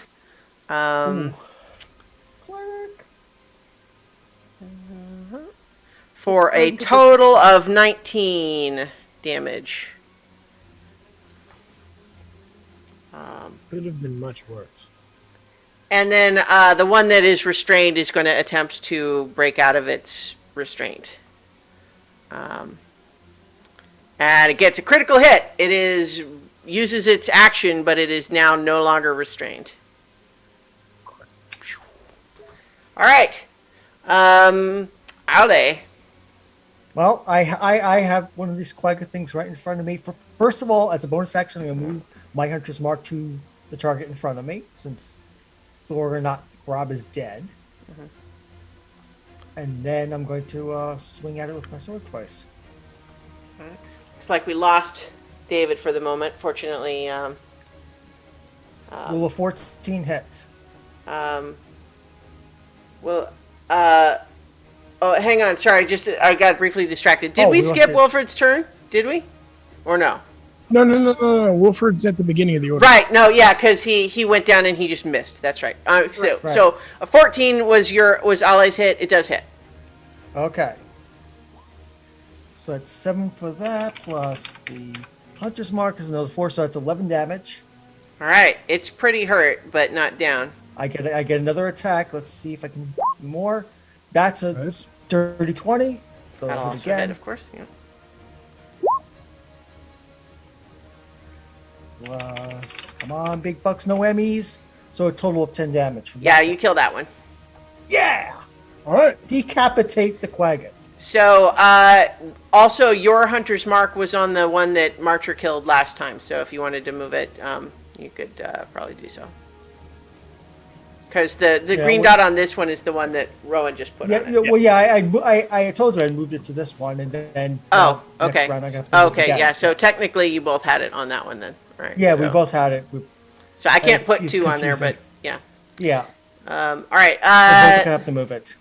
Okay, yeah. So you kill that one. Anything else on your turn? That's all I can do. You can Okay. move. Oh, I can move. You're right. I can move. Because right now, Gyothi's getting ganged up on. Yeah. So let's go to here. This, yeah. This way I'll be able to at least cover one shot against Kelsey. So yeah. Yeah. So I'll go to there. All right. Pico's turn. He's gonna come down over here and he's gonna punch that one. Pico punch. He actually is gonna punch twice.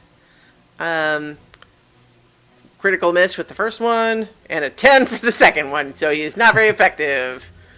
All right. It is Or now. Start sneezing. Why did Yeah, that didn't suit him to a T at all. No. All right, it's now the big fungus thing's turn, the Micronid Sovereign's turn. Let me briefly just see what he can even do.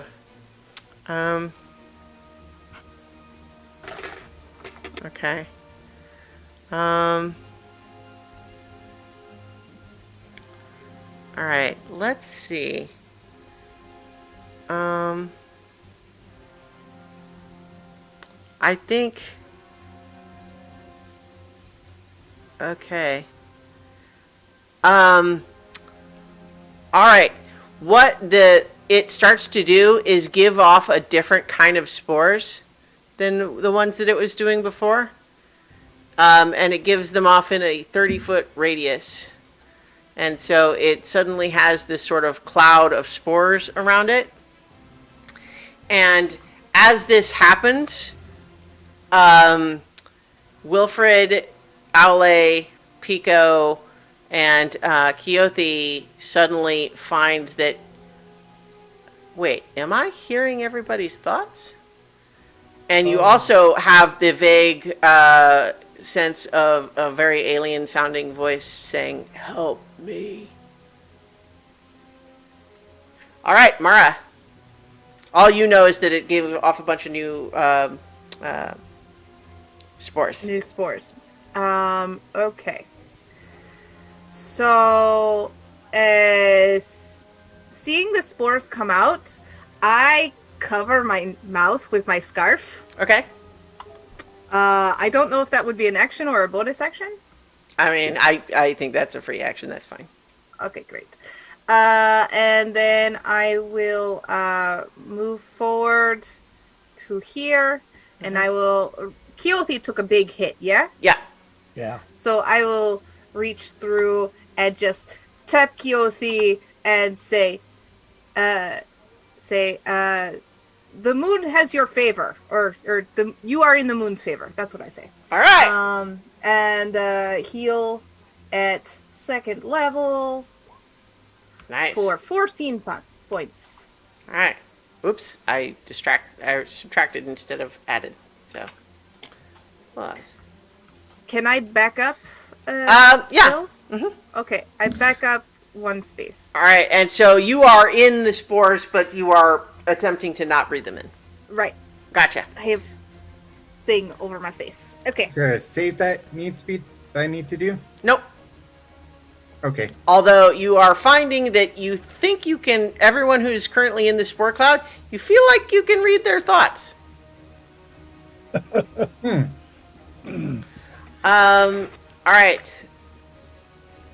Okay. That makes it... That was Mara's turn. So now Marcher.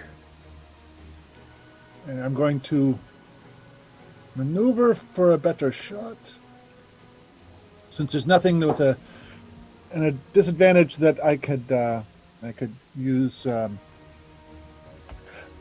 laser rifle with, I'm just going to shoot the ray of frost at the one in front of Pico. Okay. Only a 9. Okay, yeah, that'll miss, unfortunately. Okay. That's your turn. You know what? Hmm? As a bonus action, I'm going to cast a quickened false life. Okay. All right. So, at this point in the initiative, this door over here in the southeast opens up, and some other Krogoths emerge saying, "What's going on?" And they're gonna, let's see, 5, More Krogoth 10, friends. 15, 20. See, 2. All right, and so those are the only 2 that can get close enough to like actually do anything on this turn. But there's 4 of them charging out of that back room. So only 2 get to make their attacks. 1 against Pico and 1 against Keothi. So first against Keothi. That's a critical hit and a 21. So yeah. Oh, wait. Which one's attacking Keothi at the moment? Uh, The one in front of this her? one right there, the diagonal one. Okay, okay, so I can't reach that one with my shield. So I No, can't unfortunately not. attack that one. Yeah. I can't attack that attack. Right. Yeah. So it's going to be 9 plus 6, 15 damage to Keothi from those two attacks. And then the one attacking Pico, what is his AC? Because it was, yeah, there we go.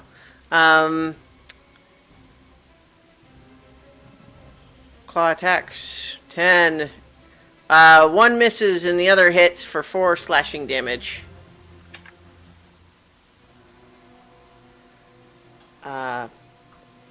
Okay. You notice as the Quaggoths come in, they're in the spores, but you don't seem to hear their thoughts. Okay, it is Keothi's turn. She is furious by this new development, so she is going to start swinging her axe. I think first... Time to rage. Yeah, so she is more concerned with the ones that hit her previously, so I think she's making her great axe attacks against both of them against the one that hit her the most recently. So that's a 15 to hit and an 11 to hit, so only one of those hits. But that does 15 slashing damage to it, which ironically is just how much damage it had just done to her. All right. Okay, so that's her turn. Iggy. Okay. Hold on just 1 second. I am going to stay where I am and throw a couple Eldritch Blasts at this guy right below Yes. Pico. Okay. Yes, knock him back. That Yeah. would be good. All right. The more you can bunch people up, the better. Mm-hmm. Okay. So Oh yeah. push it back. Nope. The first one does not hit. It Nope. was an 8. Second one is a dirty 20. That'll hit. He knocked 10 feet back. Yep. And also takes 11 points of force damage. All right. Yeah. And I am going to keep staying right where I am. Great. Wilfred, it is your turn. You are very confusedly hearing weird psychic thoughts in your head, but also there's a bunch of Quaggoths to fight. So what do you do? Okay. Like, shoot, more Quaggas. Mm-hmm. Tired of Quaggas. And gonna just swing at the one in front of me. All right. That's one of the fungus-covered ones. Yeah. Because I don't know what the deal is. Come on. Make the roll. Sure. First roll is a 10. So that one is, and does not at advantage, right? Correct. It broke out of its restraint the last time. Okay. So,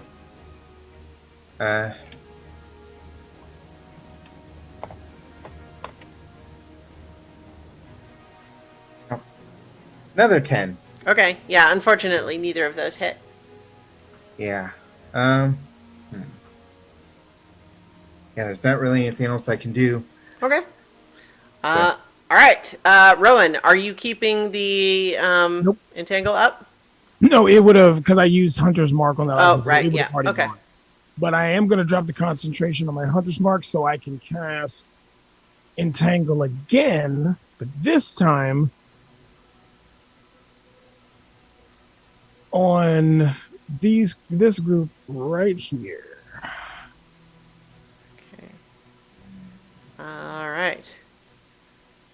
Okay. So, yeah, I'll allow that you can kind of do it up against the wall so that it only kind of extends half into the room like that. Yeah, I'll allow that. I can do it past. I mean, I can do it like, but I can't see into the other room, so I figured it would just stop at the wall. Yeah, no, that's fine. That's what I was just thinking. shoot. Let me quickly mark the ones that are, which ones are the fungus ones versus not. I'm going to mark They have different them. icons. Oh yeah, you're right. Okay. It's just I've got a lot on screen. Is all. It's kind of hard to see some of them. Okay. Yeah. In any case, though, you do that. So I've got two. Let's see, one. Six, Sorry, I've got okay. So 2 of the fungus ones, and then 4 of the Non-fungus ones. non-fungus ones to make Regular saving quaggas, throws. Yes. So, okay, first the 2 fungus ones get an 8 and a 13. Does 13 beat it or no? Nope. DC 14. All right, so restrained, and then the others. 17, 9, 14, 4. So 2 beat it and 2 do not. He beats it. And I'm blowing money fast with this spell. Well, hey, you just restrained 4 of the creatures. That's Not significant. nothing. Yeah. Okay. So that's your spell. Anything else? No, because I've got to keep the concentration up. Right. Okay. It is the Spore Servant's turn. The one here that was previously restrained noticed you trying to attack it, Wilfred, and is going to come up to attack you. Okay. Swings at you, gets a 7 and an 11, so that's not going to do Wow.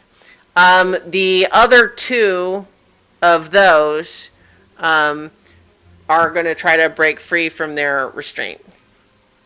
Actually, let me think. Yeah, that's what they're going to do. That's fine. 20 and 7. So the first one, I think, does break free. The other does not. Okay. That's the fungus ones this turn, which is they are Quaggoth Spore Servants, in case you were unclear on that. They act like zombies, but they've got fungus all over them is the basic concept there. I think you guys get it. Ale, you're up. Okay, first I'm going to move, as a bonus action, I'm going to move my hunters. Whose turn is it? Oh, sorry. I got lost. Never mind. Okay, Ale's turn. Yeah. Okay, so I'm going to put the hunter's mark on this one right below the Goliath. Okay. And then I'm going to use my my breath weapon. All I right. think I can get these 5 if I face this way. Yeah.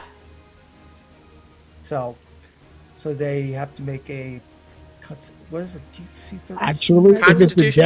it's a dex save, all the ones that are restrained fail. No, it's a Constitution save. Yeah. Oh. All right. So first Yeah, the Spore Servant gets a 12, and then So that fails. okay, and then the 4 Quaggoths 12, 23, Succeeds. 13, 19. That succeeds. Okay, so the ones. Oh, nice. So the ones that fail get. I roll maximum. So the ones that fail get 18. The ones that succeeded get 9. All right. That was an effective. Yeah. Yeah. If I do say so. Yeah. Okay, That was a wonderful setup play by Iggy's push, by the way. Yes. Yep. That- the that- Iggy's Yeah. push and Yurt entangle, and there's still more to come. All right, and then That's my turn. And then it's half if they succeeded, right? Yep. Okay. And then A little damage for everybody, almost everybody yeah. present from the. You can have a little damage as a treat. Yeah. Okay. So you have covered them with frost. They don't like it. Their fur gets all brittle, and the snow kind of clumps onto it, little balls, and they look silly. All right, that's Ali's turn. It's Pico's turn. Those of you who are in this cloud of spores have a vague awareness of Pico's thoughts of like, oh, I can hear their thoughts. They can hear my thoughts. Whoa! And he disengages and just nope, nope, nope, nope, nope, and he backs out of the spores.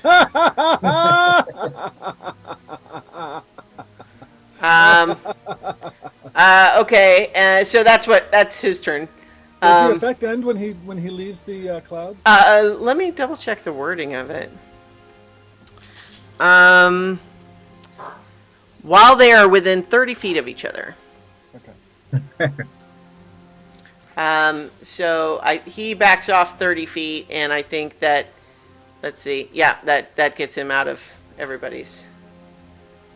So you guys feel that as he backs away, you feel his presence in your mind fade away. As he says, "Oh, I can hear their thoughts. Oh, they can hear my thoughts." Okay. And the last thing you hear is him saying nope. Yeah. Nope. Nope. Nope. Nope. Nope. Yep. Nope. Yeah. Okay. And then it is actually now the Micronid's turn again, and you can see it sort of looming up, standing up to its full height, and it looks down at let's see. It looks down at what the one of the quaggoths that's not currently restrained in the vines, and it tosses a little cluster of spores at that one, who is going to try to make a saving throw. And he succeeds, so you don't know what it would have done, but the quaggoth sneezes and but then nothing else seems to happen. All right, Mara, are you still trying to block the spores? Yeah. Okay. So basically, I've tied the scarf around my head. Sure. And with just like a quick square knot. And then I take a little bit of sand. Sorry. I take a little bit of sand and I sprinkle it out and start humming and cast sleep. Okay. And I want to cast it back in the room, like Okay. so that it catches the ones that are here, but does not catch Keothi and Right.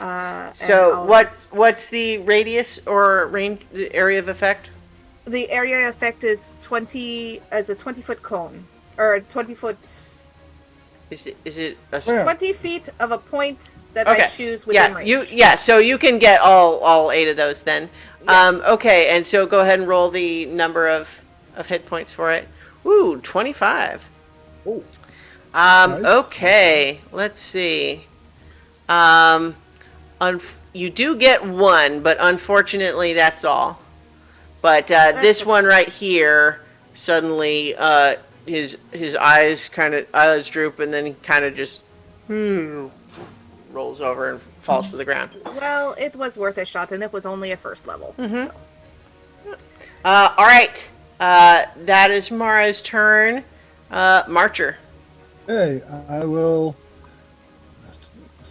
trot 30 feet forward over the corpse of this quaggoth and turn and shoot past the one in front of Wilfred. I'm going to shoot an ice knife at this one, actually, because it is sleeping, so I'll get advantage on it. Well, Keothi is within 5 feet of that one. Yes, and it will do a small amount of cold damage to her. I got you. And she's resistant because she's a Goliath. Yes, you're right. I took that into account. All right. Don't you mean she's resistant because she's awesome?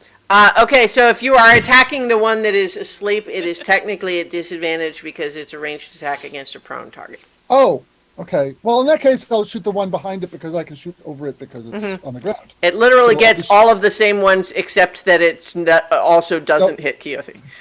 Okay, so yeah, that was the one okay. Yeah, That's so why anyway, I was asking. I was a little bit surprised you didn't just target that and the one. 3 around, and this is a dex save, so they will not get it. They will not get a save against the area effect portion. Anyways, the ice knife, I'm casting it at 3rd level. The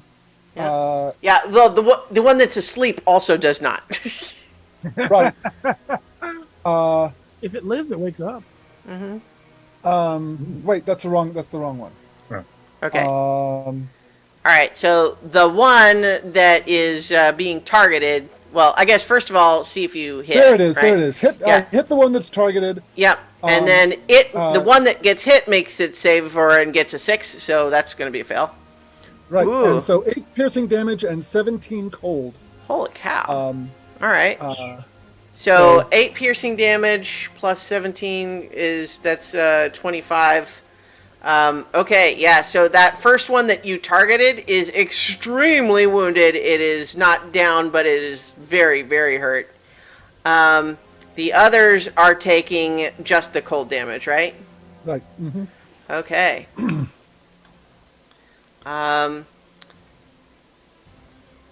So let's see, yeah, several of If them they are bunch pretty up, they injured get a now. cold reception.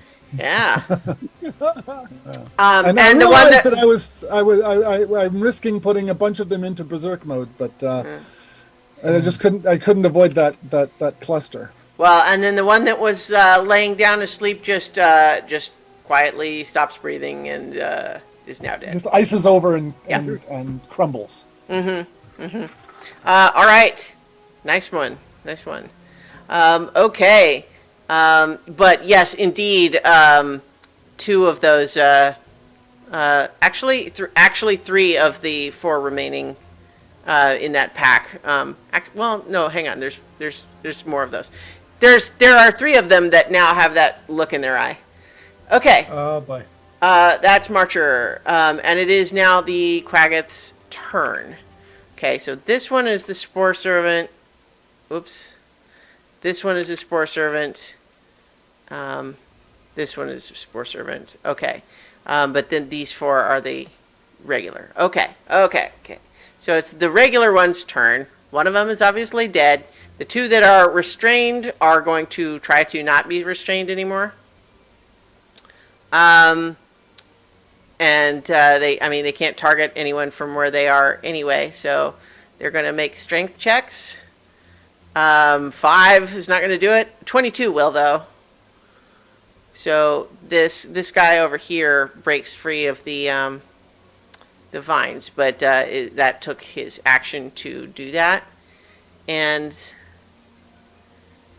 let's see. I think he is going to actually run over up here to threaten up there. All right. That is The one that I hit with the ice knife also gets an action. right. Okay. Yeah. And then he definitely has the look in his eye, and I think he's going to charge his nearest opportunity, which is going to be Keothi. And he has his Wounded Fury, so he's making his attack rolls with advantage, and they do extra damage too. So that's a 20 to hit and a 22 to hit. With let's see, base damage for both attacks is a total of 9, but it's going to be another 46 on top of that. Yeah, these things are working. Yeah, so that's another. Whoa, 3 of those were 6s, so that's 9 plus 19, 28. Yeah. Keothi is still okay, but she's clearly injured at this point, and I think she's kind of looking around and saying, "Little help!" Because they're kind of like all crowded around her right now. She's like, "Yes, I can tank, but I need others to do their part too." Not that she doesn't know you are, but yeah.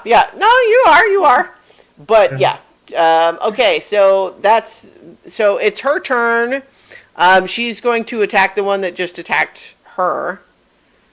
If it would help if I had the right sheet open. Great axe. Yeah, she definitely kills that one. So she definitely puts that one down. And then she's going to attack the other one that just ran up to sort of threaten her as well. And that's a 25 to hit for 8 slashing damage. That one's not down, but it certainly takes that hit. Okay, so that is Keothi's turn. Iggy. All right. Once again, Eldritch Blast. Which one would be best? This one is not restrained. So the two that are restrained are pretty hurt. This closer one that's not restrained is not very hurt at all. Okay.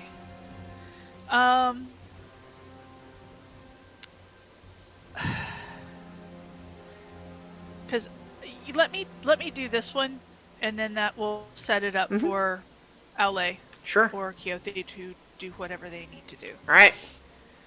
So it won't really get pushed because you're kind of just knocking him into another one, but can certainly hurt it. Yeah. Stop hitting yourself. Stop hitting All me. right. So first one is a 19 Hits. for 12 points of damage. Mm-hmm. Second bolt. No, that's an 11. Yeah, that won't does hit. miss. Yeah. So it kind of rasps like. Alright, and I'm actually going to come up here and join Rowan. All right. Okay, Wilfred. Okay. Well, one with the look in its eye has just come up next to me, so I'm going to go ahead and swing at that one. Mm-hmm. And these are more dangerous. Need to end these. Yeah. Need to take them down first. Mm-hmm. And that's a natural one, All right, Oh! well, yeah. That's not gonna help. but a natural 19 for the second, which that will. I'd say, And that's a critical. yeah, it's a critical for me. Doesn't Nice. matter. Well, I mean, it has 11 hit points, so. Well, base damage is 7 without any crit. Okay. Well, so go ahead. That'd be 15. All right. Yeah, that'll do it. Yeah, it ducks out of the way with the second one, but that just sets it up for you to just crush its head with your warhammer on the next swing. All right, that one goes down. Okay, Rowan. Okay, so first things first. I'm going to, since one of them is still restrained, I'm going to sharpshooter that one with one attack. Okay. The top one or the bottom one there? There's only One is the restrained- fungus one. No, there's a fungus spore servant one and a regular one. Oh, okay. Then yeah, definitely the fungus one, because I thought it was the one behind that. But No, that one's The restrained as spore well? servant that is, yeah, so, because it hasn't had its turn yet. Oh, absolutely. So Mhm. then he's gonna. So then that is. Yeah, those go after you. Then that would be. 13. 13, I think, actually does just hit. Let me double check. Yes, it does. Nice. And has it been hurt before? Yeah. Awesome. So that is 8. So that's 6 points. Plus another 6. That's 12 points. Plus 10. So that's 22 points of damage. There. Yeah, you kill that one. And so the one behind it that was also restrained. Crit. Nice. Wow. Yeah. Wow. That's gonna hurt. Yeah, it's a crit with the sharpshooter, and it only had 8 hit points, so it's definitely going to die, but you can narrate that if you like. Rowan takes a breath and he says, Mother, help my aim be true. I couldn't, because Marcher would never let me live it down if his lady love died here today. And the arrow flies true and lands in the heart of that target. Shot to the heart, and you're to blame. Yeah. So I think, love a good name. we briefly cut to Lonelywood inside the little house, your mom Fiona there is sitting at the table, and she's like mending something, and she just kind of like looks up and goes, "Go get him, honey." All right, Aw. nice. Two So I kills, will- 2 hits. Nice. And Glad to hear they rebuilt it so fast. Yeah. so since there's 2 left. In fact, actually, all the Quaggoths are dead now, so it's just the Spore Servants left. So I will actually let the concentration. Well, actually, no. One of them is still in the corner of the difficulty, but it did. Yeah. but Well, not restricted. it's not restrained, but it's in that territory. So, Yeah. it's in difficult terrain if it had to move. Yeah, but I'm pretty sure it's not going to get a chance. There's 3 of my compatriots, so I'll let that slide, and that'll be my turn. All right. Okay, so it is the Quaggoth Spore Servant's turn now. So the one up there by you, Wilfred, is going to attack you. It's going to use its Alright. claws to attempt to penetrate your armor and cause tissue damage.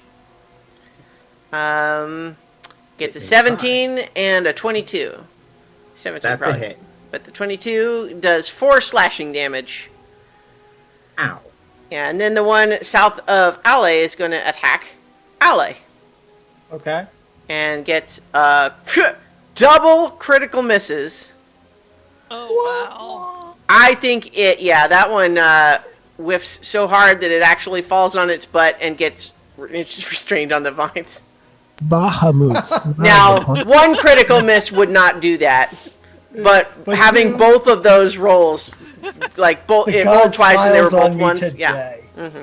Yeah, so that one utterly fails in its attempt to do anything useful for its side. Ale, you're up. You've got one that's prone and restrained at your feet. Yep, I will transfer the Hunter's Mark to it and try to kill it. Yeah. I'm attacking with advantage, am I not? Yes, you are. So that's a 26. That'll definitely hit, yeah.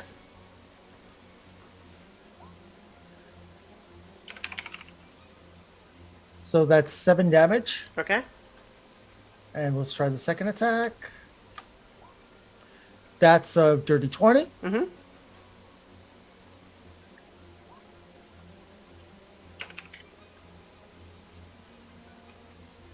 So that's 12 more damage. Does Hunter's Mark go for every hit, or is it just once per Yeah, turn? it goes for every hit. Okay, great. Every attack, yeah. Nice. It's That's not also good. It's not destroyed, but because that one hadn't been hurt that much yet, but it is now pretty hurt. All right. Does it That's have my the turn. same look in its eye? That one is one of the fungus ones, so no. Ah. Fungus ones have a different. Yeah. They have just Well- this vacant glare. They don't seem to. In fact, I think, like Wilfred, as you're looking at this one and it's right in your face, you feel like what you're fighting is actually not really a Quaggoth. What you are fighting is a reanimated fungus thing that is puppeting this Quaggoth's body. All right. It is Pico's turn, and he is looking at you and everyone and saying, "All right, guys, go get him! You're doing great." Love you too. All right. It is this Micronid's turn, and let's see. It's gonna take a step forward, and it's gonna raise its remaining fist, and then it's going to attack that Quaggoth Spore Servant that's in front of it. And it only gets a 10. It misses. It's off balance we by can virtue of hide. missing an arm. But yeah. All right. Ale. No, wait. We just had Ale. Okay. Yeah. Mara. I will look at it and go, and say in undercommon, thanks, and then move forward and heal the cure wounds second level or first level. All right. for 8 points. Nice. Okay. All right. Anything else on your turn? No,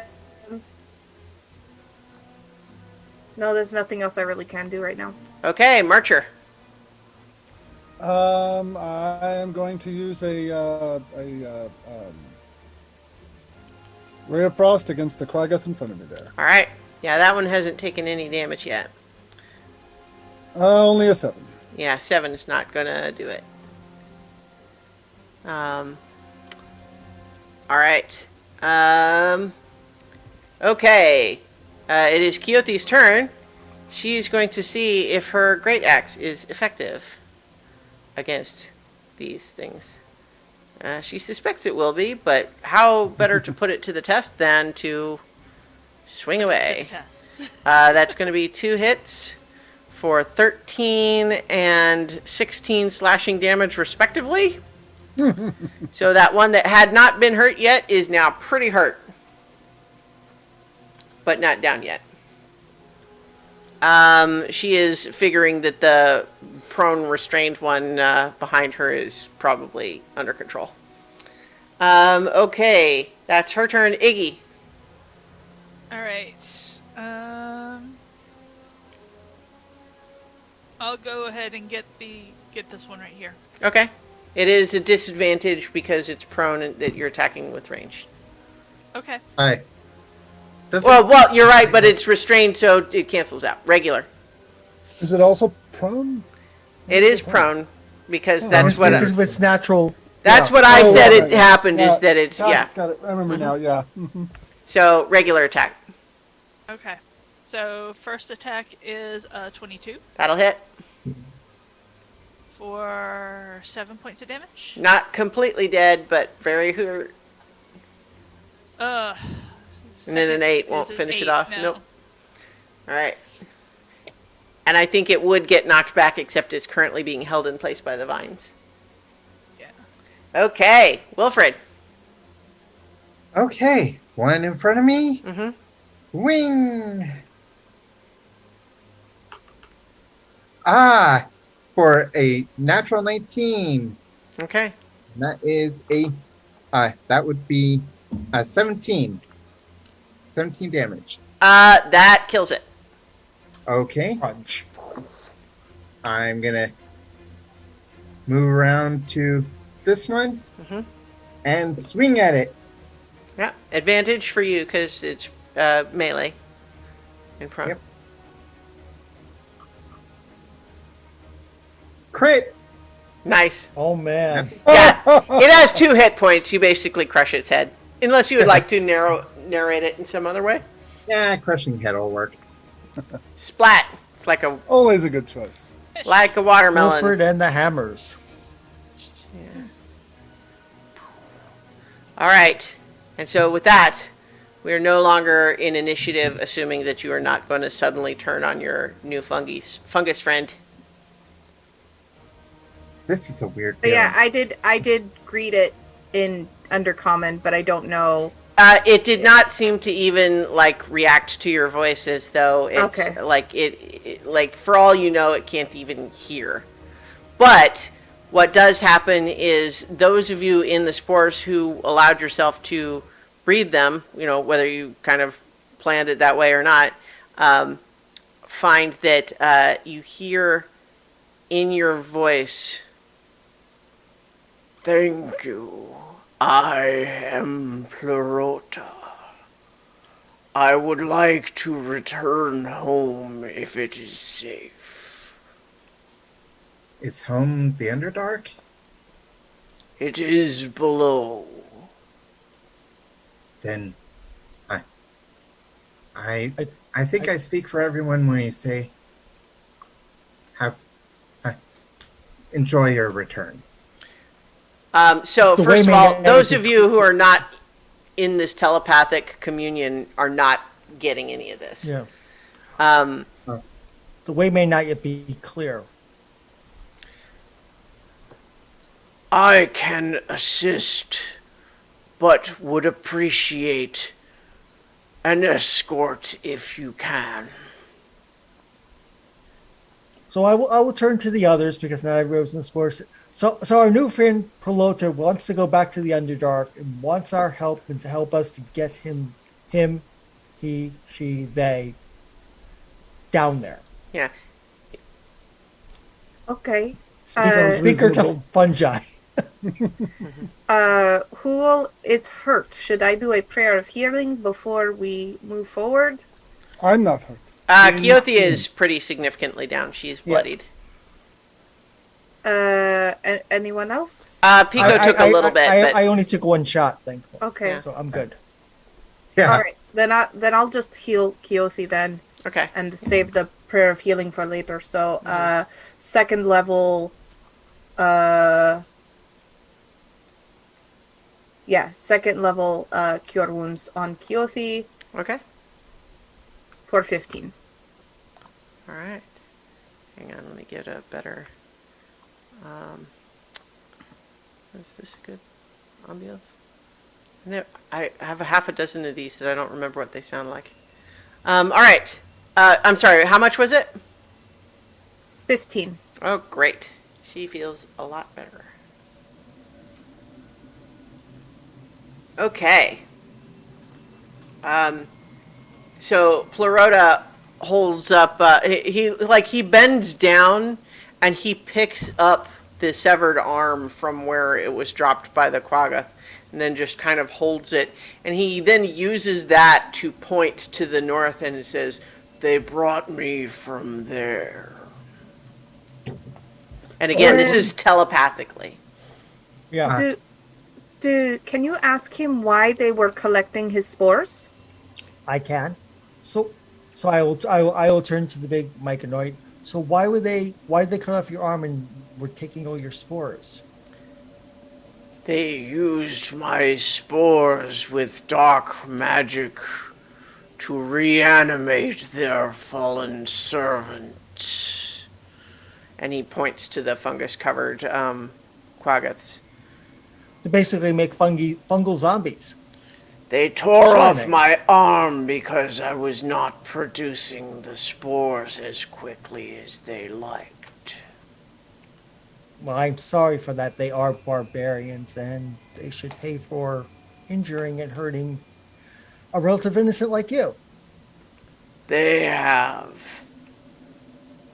Do you need healing? No, I will be fine. And it sort of, in fact, it holds its arm and it starts kind of looking vaguely like, will that just reattach? But it does not reattach, but it seems to be trying. Right. So, looks like it came from this direction. So perhaps we should head this way. Yeah, I mean, find the entrance to the Underdark and deal with any friends along the way. Friends. All right. So there are technically one double door and then two single doors on either side of the double door on that wall. Think peek through the double doors. Okay. So what you see in there is a hallway lined with arrow slits. That will be the entrance. We should check the rooms on either side. Yeah, that looks like a great way for us Right. to get Because started. remember, the room that you're in that you just had this fight in is a big, like, throne room. Like, it has this great big crystal throne that that presumably might have been where Zardorak Sunblight sat when he was not being crazy. Or, paranoid and demon or, devil possessed. I'll peek my head up in his left hand. Okay. I will just go ahead and remove open all those doors. What you discover in the two doors on either side is that there is one of Grandalfa's Duragar and one of the Sunblight Durgars that appear to have each killed the other. Huh. Wow. How's spy versus spy? I'll just go ahead and tell you too that if you peek down in the room where the quaggots came out of, in the corner there, it is this dark, filthy room is strewn with bones. It contains 10 crude beds made of moss and clumps of fur, and that's about it. Yeah.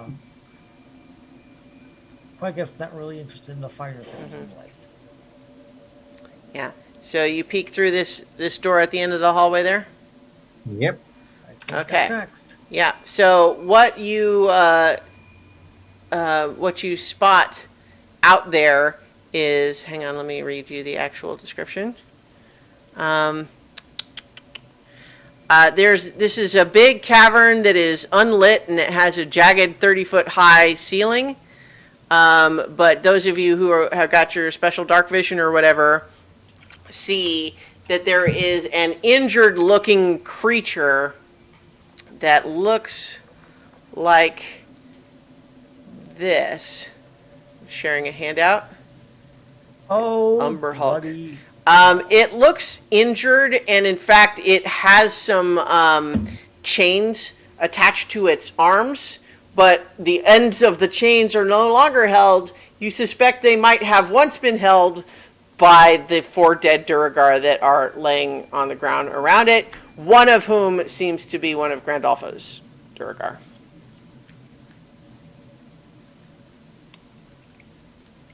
Iggy's just going. All right, well, roll initiative then, I guess. Okay, here we go again. I mean, I was going to ask if you were going to stealth in or doing something, but no, you just wandered right in, so yeah, it's good. Nice. Okay. Another good initiative. All right. And it gets, well, so first of all, let's remove all of these other guys. I'm not going to re-roll for Pico and Quixote. I'll just use their previous numbers. All right. Everyone got their new initiative or still working on it? I think Spencer has stepped away for a second. Okay, well, Here she's.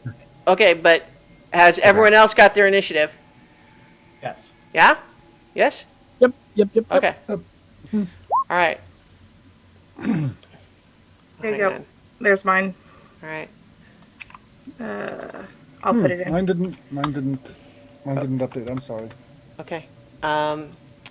So, hang on. I also have to, Need to sort it again. yeah. I didn't sort it yet, but I'll do that in a second. Okay. Come on. Click the friggin' thing. Okay. All right. So,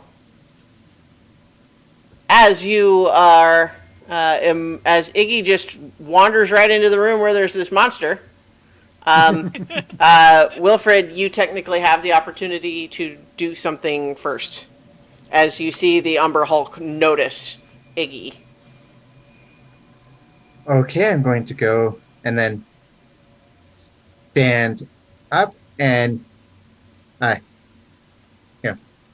basically take the dodge action. All right. Well, so here's the first thing that happens, though.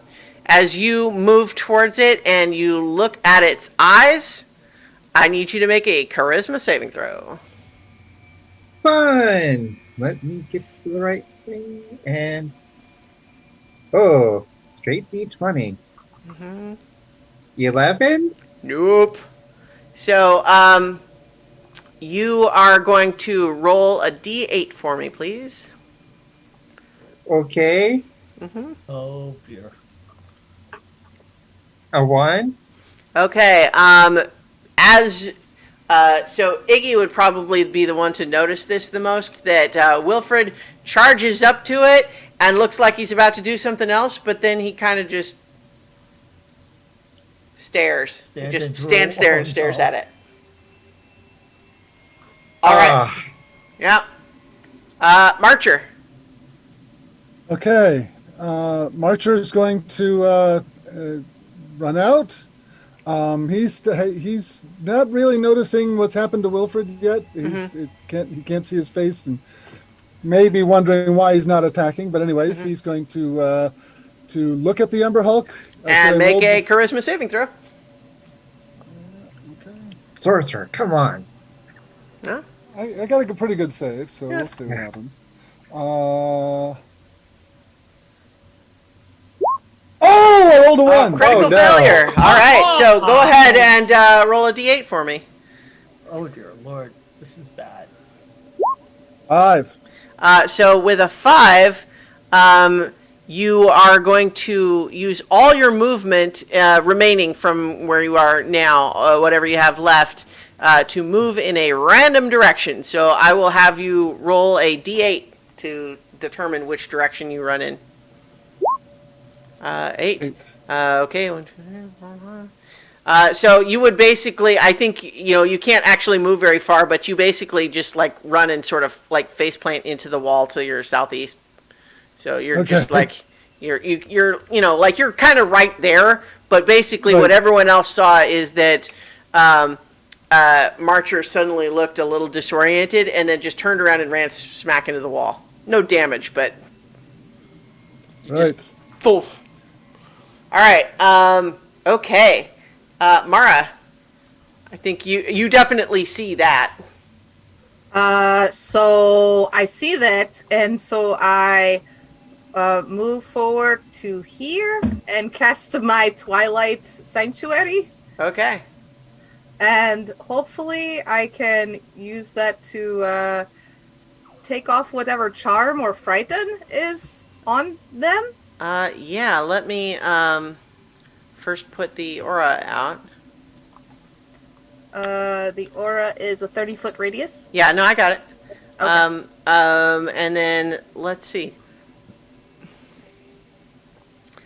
I'm just looking to see if it technically counts this as a charm, and it doesn't.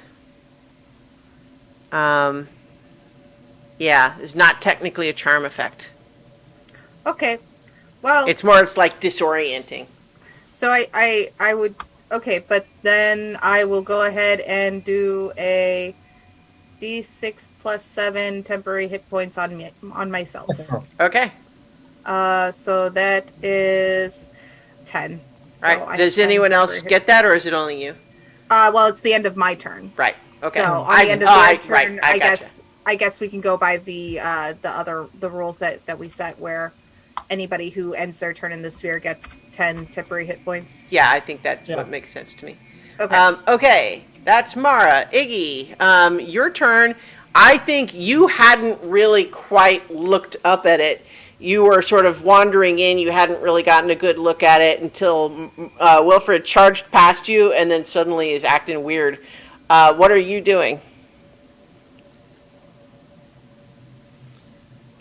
I'll let you know, basically, mechanically, I think there's enough information now that you recognize that the creature's doing something when people look at it in its eyes.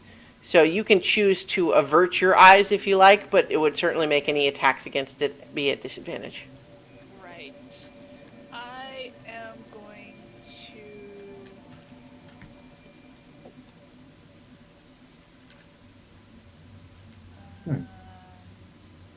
Intellect Fortress? Saving throws. I am going to cast Intellect Fortress on myself, Okay.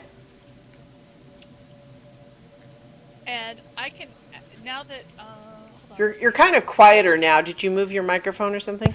Yeah, I did. Okay. Hold on just a second. I want to Alright. see what level I'm actually casting at. No, I'm Being third? 4th level.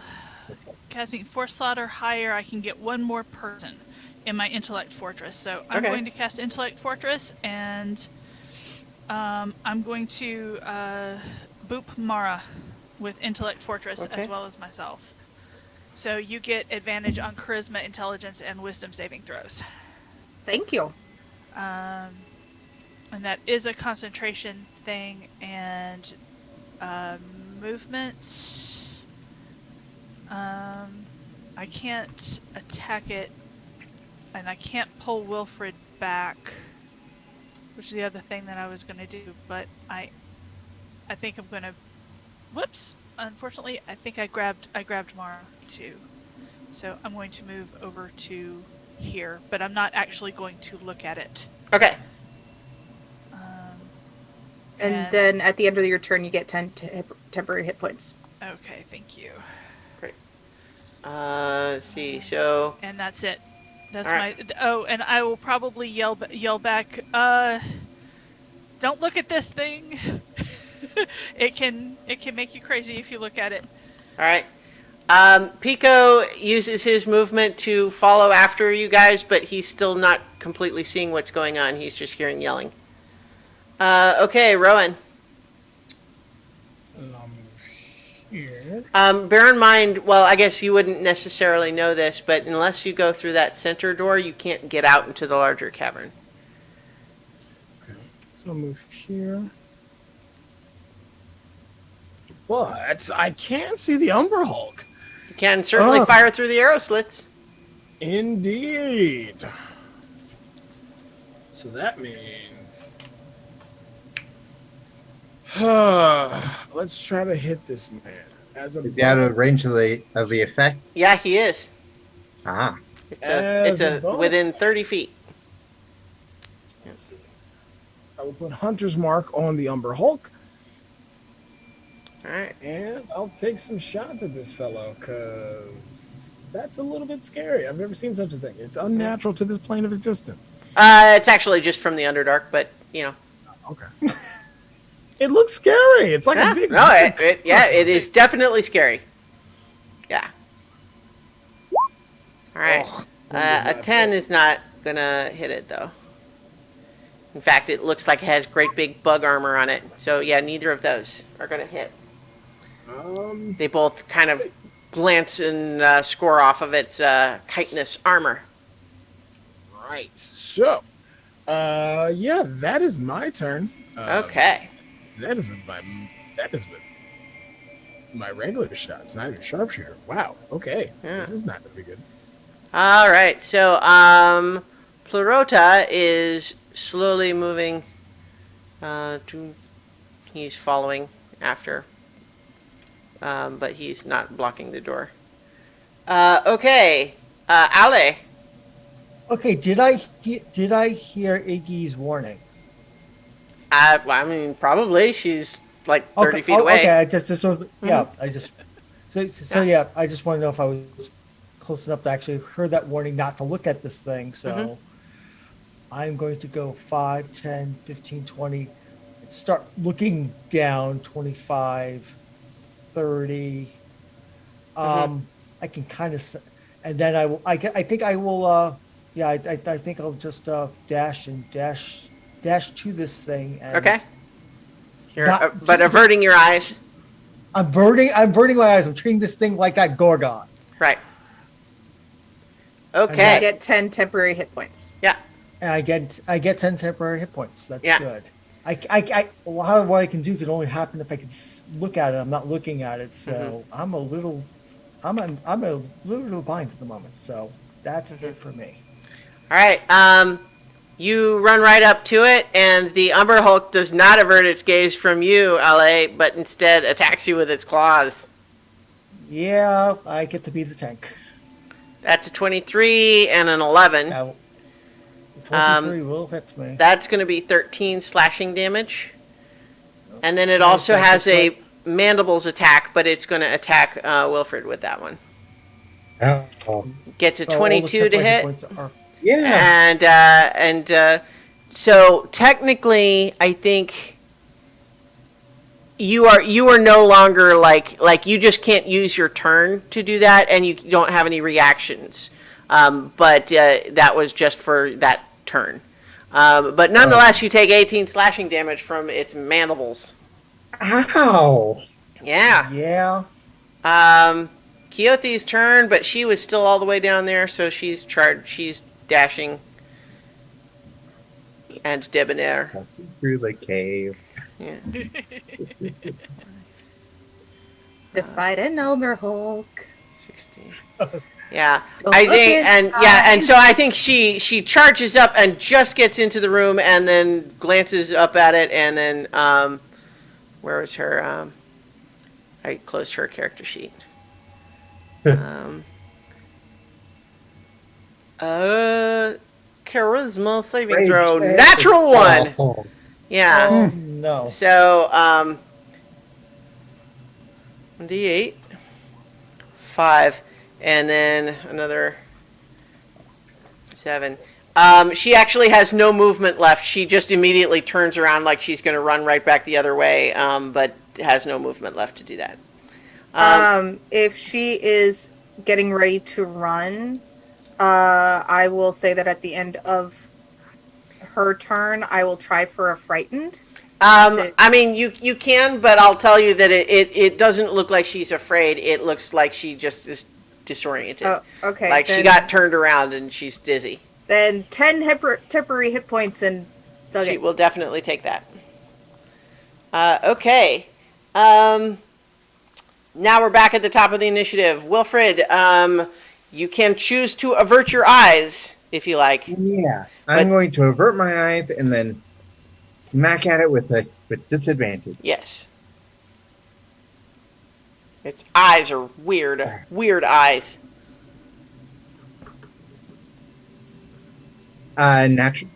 Dirty 19. Oh, okay. Yeah, I mean... Wow. Okay. Well, and that's, I mean, so with disadvantage, it's a 19? Yeah. Oh, It was a natural 19. First roll. oh, okay, dirty 19. I follow. Yeah. So 19 hits, yeah. Yeah. So 9 damage. All right. Another natural 19. Let's see, maybe. Oh, the other one was a crit. So Oh, it's okay, a so natural 19. the natural 19, so that's a crit for you too, right? Yeah. Yeah. All right, cool. Yeah. Roll that crit damage. So that would be a 16. All 16 right. damage. This thing started out bloodied, so it was already clearly injured, and so it's not down yet, but you certainly knock it for a serious loop. You've cracked its armor. It looks very unhappy. Yeah. All right, And I Marcher. take my Oh, 10 sorry, go ahead. temporary hit points. Yeah. All right, Marcher, you're up. You can avert your eyes if you like. Yeah, I will avert my eyes and send a ray of frost in its direction. All right.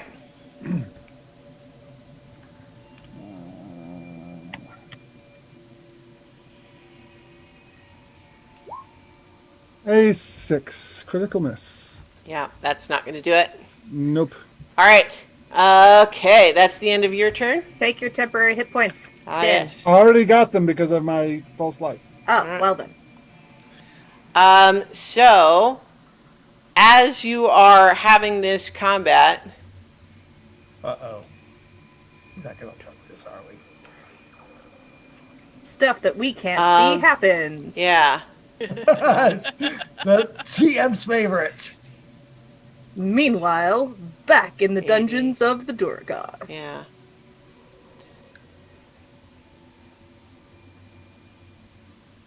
Um,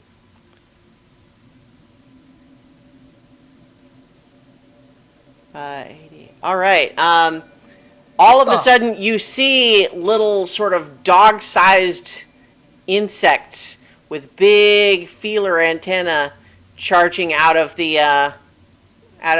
caves, seeking the sounds of metal clanging against metal. Oh, shit. And yeah, so, we're Yeah. in for it now, guys. yeah. So we've got some rust monsters. Oh, no. Oh, yes. Oh. But two of them have to dash to get into the area at all here. Then 10, 20, 30, 40. Yeah, both of them have to dash to sort of get in here at all. But one of them kind of manages to get up to Wilfred and the other one to Ale. But they can't attack this turn. All right, Mara. Spirit Guardians. Okay. So it's a 15-foot radius. So Oh, I'm Oris. just like, Selune, you are helping me a great deal. I could really use the Spirit Guardians and Moon Power. Ooh, All right, hang on. There we go. Okay, so. All right. Do you move or do anything else? I will move closer to the Umber Hulk so that I Okay. get it in Mhm. there as well. Okay. Let me change that. So I will On top of that, move. Durgar should do well. Yeah, I'll stand on top of the dead Durgar, be a All right. little sick in my mouth, and yeah. Great. And then they hit on the creature's turn. Yeah. Right. Yeah. Okay. Okay. So that would make it Iggy's turn now. Okay. Who do I want to push away? One of the rust monsters, please. Yeah, all right, I will. If I'm gonna try for this one. Okay. So Eldritch Blast. 18. An 18 does hit. Okay. For 10 points of damage. All right. Pushes him 10 feet back. Mhm. And I'm also gonna hit that one Okay. also and try to push him 10 feet back. All right. Well, let's see that hit. That's a 23. That'll hit. thank you, Iggy. Or 4. Okay. So certainly it does push them back for now, but so there would theoretically not be an opportunity attack. But you saw them scuttle out of the caves. They move pretty fast. Yeah. All right. So I forgot to do this at the end of my turn, but Okay. this round, if you've lost your temporary hit points, you get 5 temporary hit points from the sanctuary. Great. Plus 7. You're right, plus 7, so 12. 12. Nice. Okay. That was Iggy. Now it is Pico, and he comes through and he's doom, and he comes into the room and says, "Hey, what's going on?" Oh no. Well, let's see. Let's have him make the saving throw. Gosh, I keep closing these guys' sheets because then I think you're not going to fight anymore, and then It's a lot of. It's a lot. yeah. Charisma saving throw. He succeeds, and he says, "Oh wow, what is that thing?" And he is not going to get any closer, but he is certainly going to ready in action for if anything comes near him. And 12 temporary hit points. Oh yes. Is that annoying? Me reminding everybody at the No, end? no, I appreciate it because No, I would no. certainly forget. No. Yeah. Yes. Okay. So thank you. Yes, please do. All right, Rowan.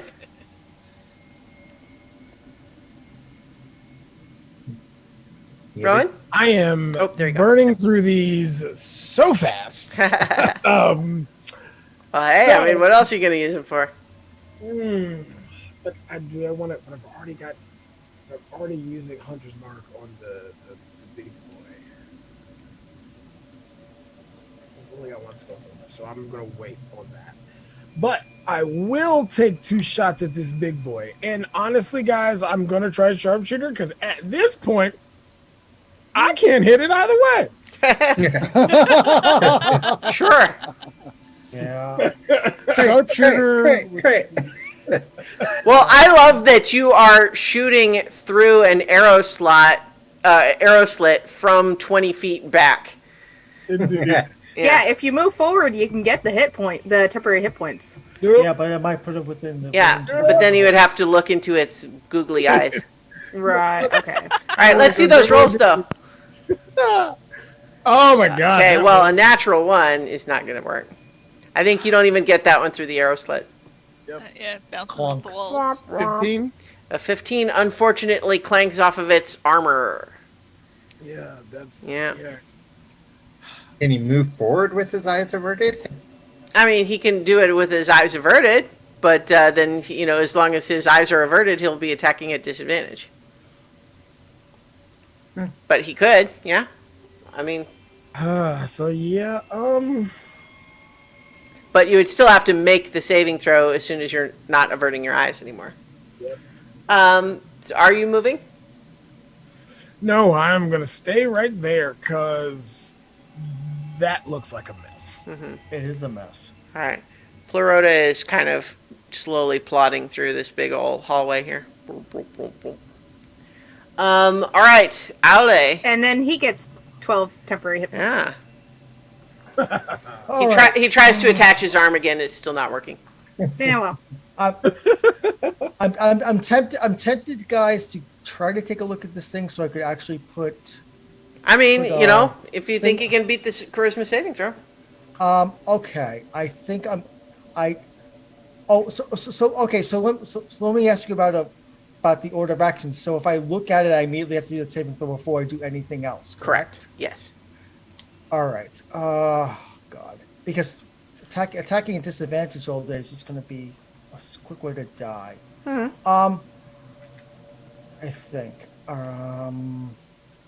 Okay, so I am going to risk it. I'm going to look at the thing. Okay. So, Christmas saving throw. Here we Yeah. go. It does its Could be bad, guys. eyes at you. That's a 24. You succeed. Yay! You are able to Nice. resist its weird, disorienting gaze. Perfect. Does, Okay. Does your paladin give a saving throw bonus for people nearby? Within 5 feet, yes. 5 feet. Okay. So I'm using so bonus action. I'm putting a vow and enmity on this thing. All right. So that means I get advantage on attacks with it. Nice. So when I can now look away and it'll just be regular straight up. But this round, I'm looking at it, so I can just attack straight up Go for it. with advantage. Let's see if I can do anything with that. 25. That'll definitely hit. Yeah.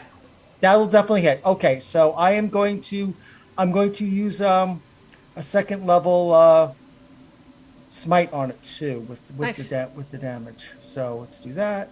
That's the sword, and now let's do the smite at second level. Because I got the hit, I might as well use the hit. Where's the thing here? Nice. Okay, Right. so a total of 9, 21, 26, Wait, 30 damage. Wait. Why Oh, is it 4d8 for the smite? Could be because I used a second level slot, so I get an extra. Is Wait! I rolled one extra one. Oh, I rolled. Okay, so it's no. Okay, so the 4 is not. Should it's not it? the So four, it should it's be just on the 3d8 five. for the smite. It should be 3d8. Yeah. Okay, yeah. So we'll 21, leave off that 26 last damage. 4. So okay. Yep, Yeah. so Yeah. You. 26 How do you finish off this Umber Hulk? Okay, I was staring at its googly eyes. I resisted it. I go straight forward, up, and get the sword up through its neck and up into its brain cavity. Yeah. Its eyes then kind come of down just. with the dead. Well, no, I imagine it's like on Supernatural when an angel, there's an angel burns out person's eyes. Okay. That's what happens to the googly eyes. All right. My I have not seen that show. All right. Ah. That's okay. No. Yay. I'm sure that's great for everyone who gets the reference. okay. No, that's cool. All right. Good job. Yay! That Just was before useful. its turn, so Moot. It was going to take some Spirit Guardian damage, but doesn't now. All right. Keothi sees, sees it go down and is going to charge at one of these little bugs. Oh. Allie, did you take your temporary hit points? I did. Thank you. Good. All right. I need them. What? But, oh, I swear, that did was- I that was open it and clutch. close it again? What happened? I keep having to reopen these sheets. It's annoying. All right. So she's attacking the rust monster. Gets a 14 and an 11. The 14 does hit. And does only 5 slashing damage. That's minimum damage for her.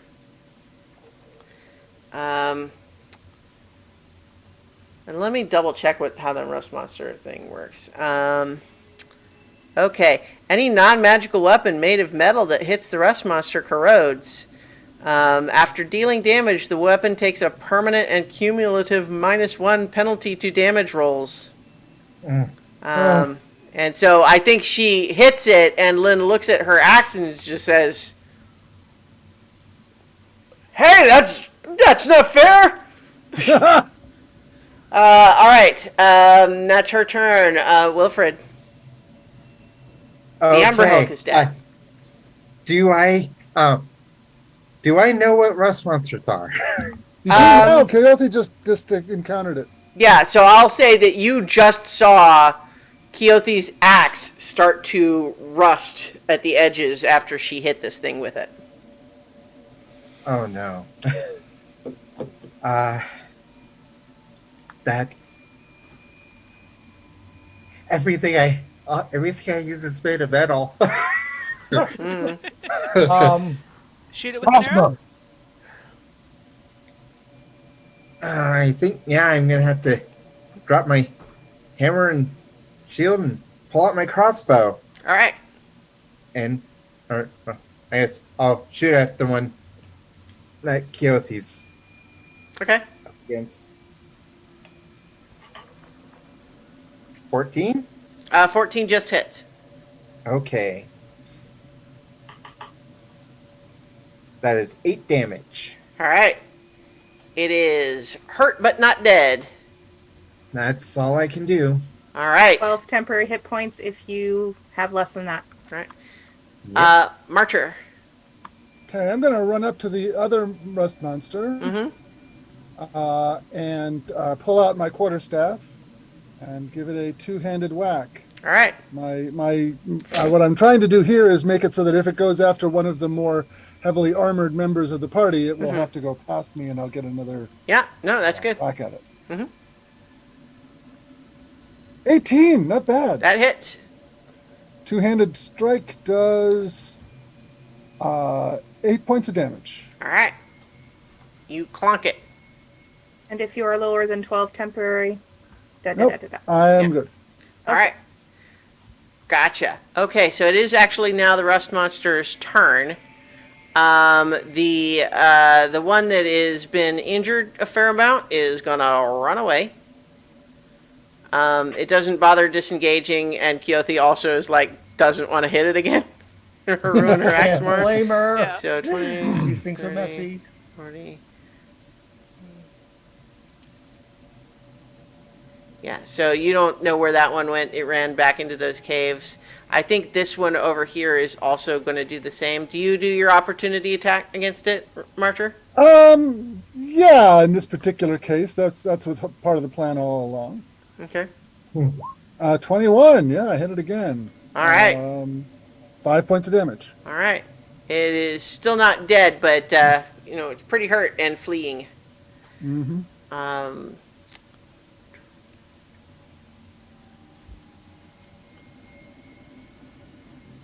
Okay. And then the one that none of you have attacked yet runs up and attempts to eat Wilfred's hammer where he dropped it on the ground. Oh no. Yeah. Oh no. And then it takes, it has to make that, Oh, you're right. Yeah, so that'll happen as soon as it enters that field, right?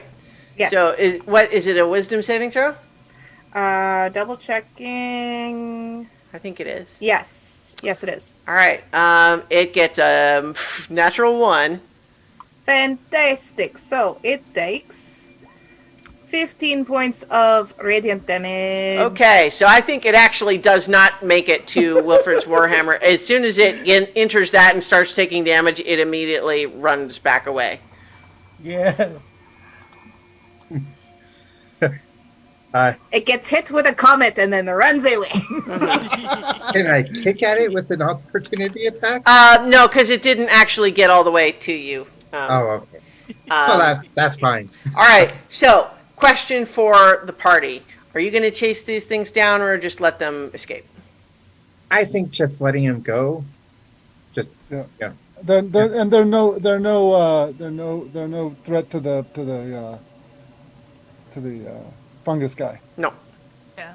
And we can warn Grandalfa that they're there. Mm-hmm. Yeah. Yeah. Show her that. Yeah, it's like metal weapon. Mm-hmm. We are not equipped to deal with these things. Yeah. Pests. All right. So we are no longer in initiative then if you're not chasing them Wow. down. And I will drop the I'll drop Twilight Sanctuary, but I'll leave Spirit Guardians up because it lasts for 10 minutes anyway, Okay. just in case anything else comes out. All right. So Plurota strides past and is headed towards this tunnel to the north, and he points to it. And those of you who are still experiencing the spores, which includes anyone within this big yellow circle on him that he has not tried to avoid breathing the spores. Pico definitely tried to cover his mouth when Plurota passed, but he says, "Thank you. I go home now." Live he in seems peace. to be just Safe travels. all right. So he kind of goes around the corner and you don't see him anymore. Okay. Okay. And Pico kind of goes, "So that was weird." Well, we still have No. to clear out the rest of the dungeon so that Grand Alpha can get through. Weird, Well, Pico. That's just Tuesday for us. Yeah, it was real weird that you ran away earlier, Pico. Yeah, that was strange. Well, Yeah, I heard voices in my head all of a sudden. That freaked me out. Detect us. Okay.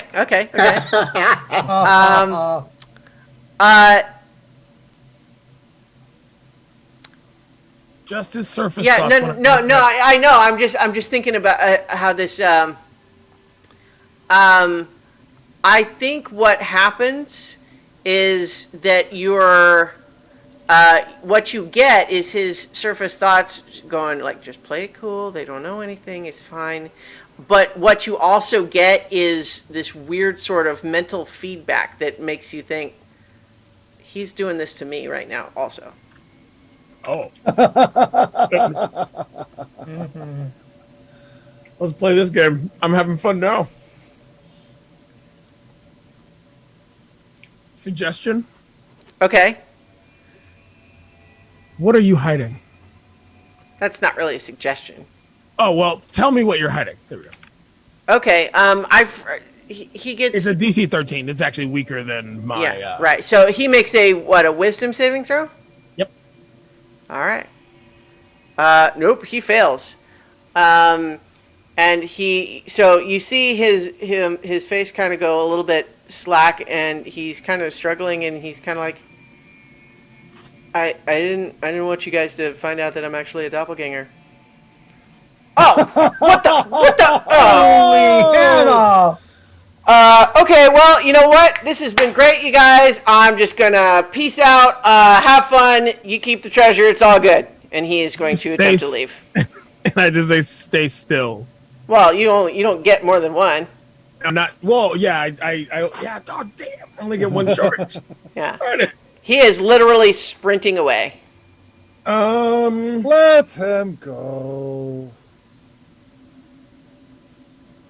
Is he sprinting towards outside of the dungeon? Or back No, he ran away from where all you are. He's going back towards where the elevator is. Well, I don't want him. I don't want him getting to 10 towns. That's for certain. So, can we have initiative because I want to chase him? All right. Well, so Yeah. I'm going to say that he got to do his dash, but now we're in initiative. So let's pull that back up. Technically, he's still everyone left is still on the tracker. So you can all re-roll if you like. Yep. Re-rolling? Okay. Yeah, if you like. Pah! All right. Luckily, you all got better than me. What? I'm trying to. Come on. Here we go. Okay. Disadvantage on initiative? I accidentally hit control on my keyboard when I hit initiative. Oh wow, that'll make it a okay, cool. Yeah, it's great. Yeah. Controls disadvantage and shift is advantage. Okay. It's a great. All right, has everyone got their new initiative? Yeah. Yep. Okay. Allie, what's your dexterity? My dexterity's 10. Yeah, well, Pico literally got the highest initiative also. So, I'm going to say, based on the way that the elevator works, it has, like, the different places that it could be on this level or 2 other levels. It could also be in between either, right? So I'm going to roll a d6, and if it's a 1, elevator's currently on this level, 2, it's on its way up, and so on and so on, right? Okay.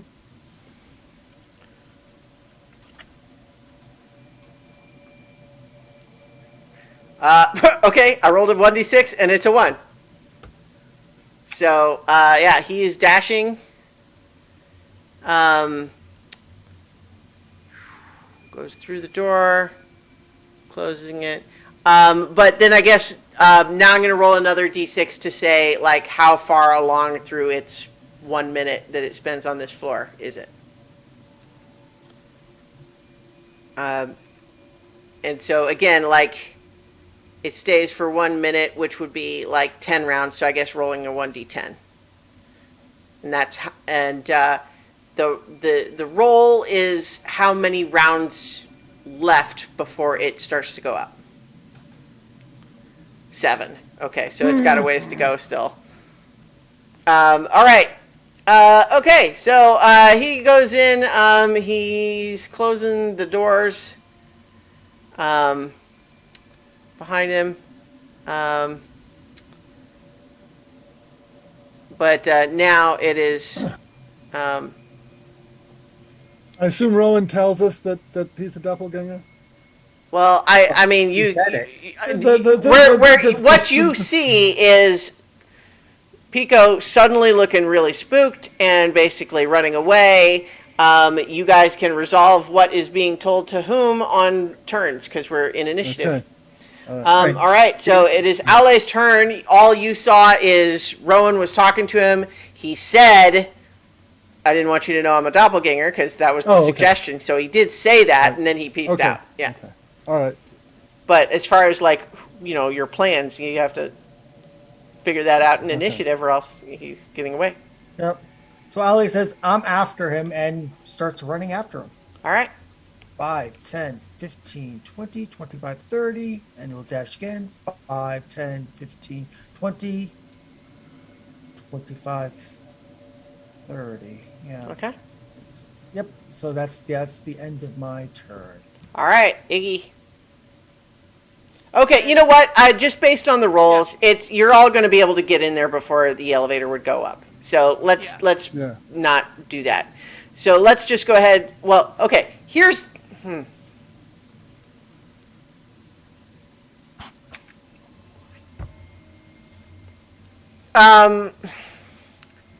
let's just play it out because. Well, no, okay, because that's the thing. It's like here's the question. Once he realizes the elevator's not going to get him going in time, and you all charge in, he's going to be going, wait. Are you just attacking to kill him, or what are you doing? I think it would be if he comes off the elevator, probably not. But I mean, what? Well, are you going to tell him to come off the elevator? Like he's standing there saying, "Don't kill me." What are you doing? Okay, like he's not going to come off the elevator if you don't tell him to do that. Oh yeah. Okay. I'm definitely going to tell him to get off the elevator because I'm not chasing him up multiple floors. All right. Well, so he's like, okay. Just like listen. Look, I didn't tell you because people freak out. I am not anyone other than who I said, except that I can also change what I look like. That's all. We're the Seekers. We don't run away from strange shit. It happens all the time. Now, admitting strange stuff and then running gets you killed. Well, okay, except that I did not, you forced me through mind control to tell you. You're doing it back. I was only, well, first of all, I can't not sense your thoughts. I can't not do it. And all I was concerned about is that you were not going to suddenly turn on me and try to kill me. We told you before we were going to give you loot, but you literally departed on my comrades in the middle of combat. And when I asked you about it, I got you to admit that you were a doppelganger. With mind control. You tried it on me? No, I didn't. I was reading your thoughts. You're the one that forced me to do something. Tell the truth. Well, yeah. So if you think it is totally okay if someone uses mind control to make you just reveal your darkest secrets to a bunch of dangerous people that you don't know very well.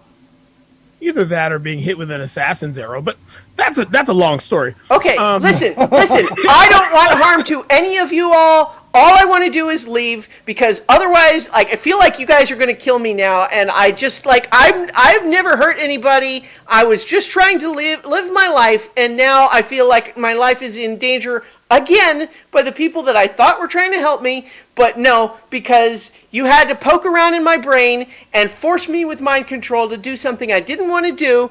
Now, I guess I'm at your mercy. So I can't fight back against all of you, so, like, I guess just kill me then, or whatever. Whose image do you wear? Mine. I will go up and kind of face the group. And just say, you all accepted me without knowing what I was. He has slept in the same room with us and has not betrayed us. You all acted very strangely when you were looking at that Umber Hulk. And with those spores that can make you all talk in each other's heads. Yeah, it's terrifying. Secrets are terrifying, especially ones that keep you safe. Give this one the benefit of the doubt. Yeah, she makes a good point. But Here's the last question. Fine then. Is it evil? Because that's a good question. Because it may not have attacked us, because how would it have made it out of here without us? All right. I'm worried that He's going to say, through the unguarded front door while you were asleep? You didn't leave? I didn't leave because I am not trying to trick you all. I'm trying to just survive. And you know what? Hey, look, if there's spare treasure hanging around, guess what? I could use that like anybody. All right, can we all back down? Can we all back down? He is clearly afraid. Let us all calm down.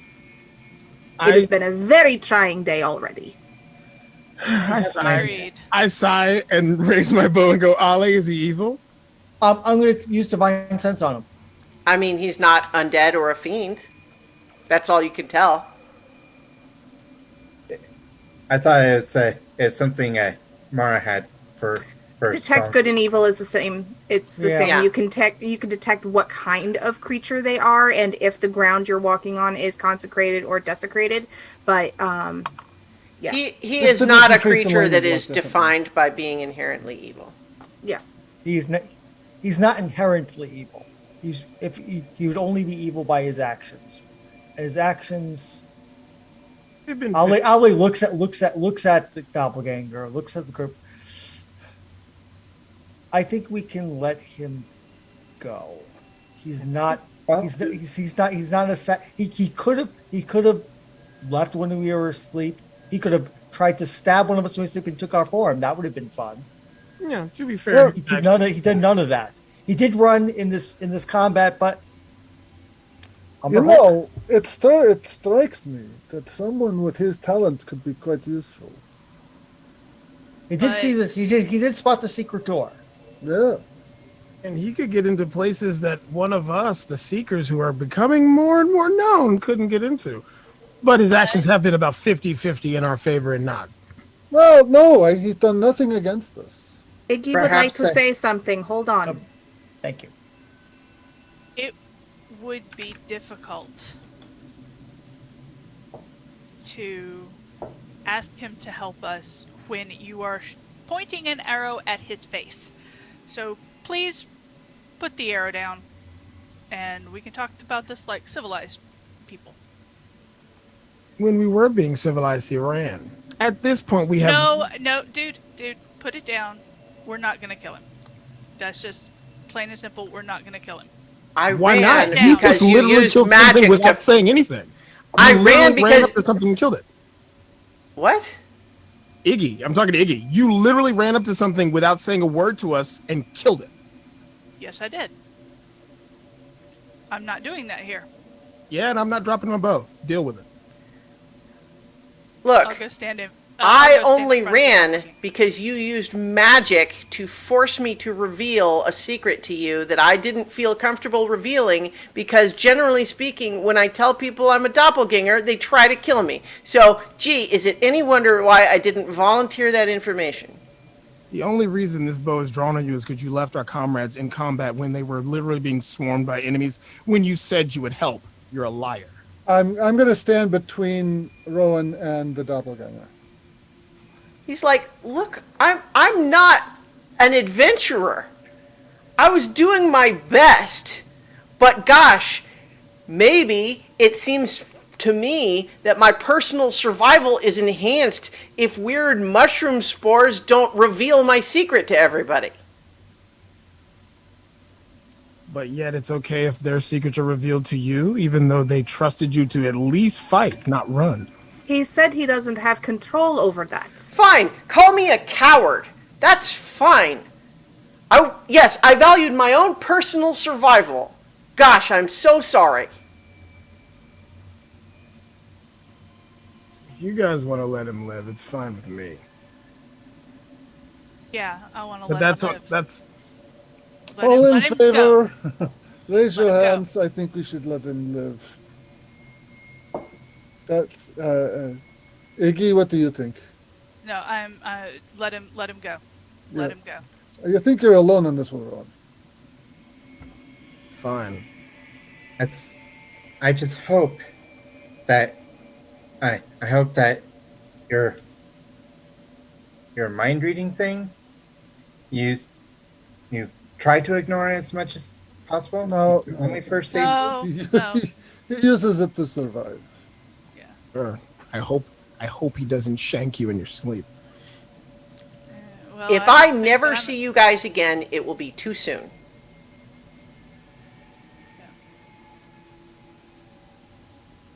I have to be honest, up till now, my experience with you guys is pretty good. This has soured me on it pretty substantially. I just want to leave. Yeah, and I thought you were an innocent person who wouldn't lie to us when your life was in danger. It's fine by me. The salt is not attractive. Wrong. Tone it down and walk away. Yes, let's. Tone it down. This is not called for. The elevator has left since you're having this conversation, so he's having to wait. Yeah. I mean, he can't. I mean, he's. I am stuck here. I'm at your mercy. I can't take you all on. I don't want to. Aye. Why don't we loot bodies and give him some space? Mara, you should Wilfred will, let those upstairs know that someone is coming up and they shouldn't kill it. Very well. Wilfred is going to.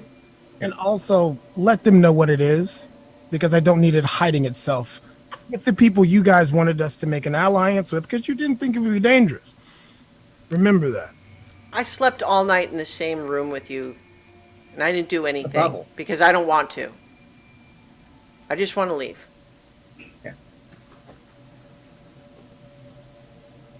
So I send a message to Grand Alpha, and I will say the civilian that we rescued last night is coming back up the elevator. Let him go. He is free to leave. She says, "What do I care? Is the way to the Underdark clear?" It's clear. Don't know. It's Is it? Well, Yeah. I mean, you would have to cast the spell again or go up there. Yeah, I know, and that would take up my last third floor. And also, there's It's clear, other than rust monsters. Okay. I So mean, you'd have to cast the spell again unless you're going up there. Let's. yeah, I'll cast the spell again and Okay. just deal with it. So the way is clear. I'll tell her exactly which elevator that we used. Just be aware there are rust monsters, so don't let them touch your weapons. All right. So she agrees. I'm assuming that you do not try to stop Pico from going up on the elevator next time it comes. Nope. And he leaves. And I think that if you guys just hang out until Grandolpha and her other Duragar come through, they will leave as well. Mara will try to loot bodies, just like setting an example. Yep. Wolford will join in. Okay. I mean, so the Duragar have their armor and their war picks that are all dwarf sized. The Umber Hulk doesn't carry stuff. I think you do discover that this door to the east here, right there, just opens up to the forge again. Is there anything out there? I mean, it's just the forge again. It's that same room. No, I meant enemy wise, like. No, I mean it's how you left it. Oh, good. After 8 hours, that's not bad. Gosh, that's what happens when you kill everything. Yeah, there's still parts of this area to explore and see. Loot. There was supposed to be like a treasure room flowing. Yeah. somewhere. Yeah, there's a treasure room on And the other Rowan's side of heading the thingy. Yeah, we should definitely go for that. Hmm. But I think we should watch Grandolpha leave down the Underdark. And Alright. then we should make sure she's gone, and then we can do what we like. Yep. They come and they go. She is escorted by them, and they have like various packs and stuff like that, but they watch you carefully as they walk on past and head down that tunnel. I mean, Ale is curious, like where does that tunnel go? How far is the Underdark? What might he explore there? But he's got to stay on task, and he's sworn an oath, so no go exploring the Underdark for Ale. Now he knows where he could. I look at the forge, this thing, and be like, Yep. So and in fact, as you would have seen looking at it before, first of all, if you are close enough to touch it, it is giving off just dramatic amounts of heat. If you were to even touch it, you're going to be burning yourself. But if you are close enough to peer through the vents, you can see that it contains a large beating heart. You may make an Arcana check if you like. yes. Yes, please. That's your specialities, not mine. 16? A 16. Nat 20. Oh, okay. Oh. Yeah, both of you are aware then that this is definitely a red dragon's heart being kept alive with magic. And it does power the furnace, and it's what keeps it burning and hot. So if you were to kill the heart, the forge would grow cold. I wonder what would be the best way to kill that heart. Well, it's got 3/4 cover inside the forge. So but there's vents. So theoretically, you could. Well, I'm thinking, Mara I'm thinking doesn't ice like spells. things,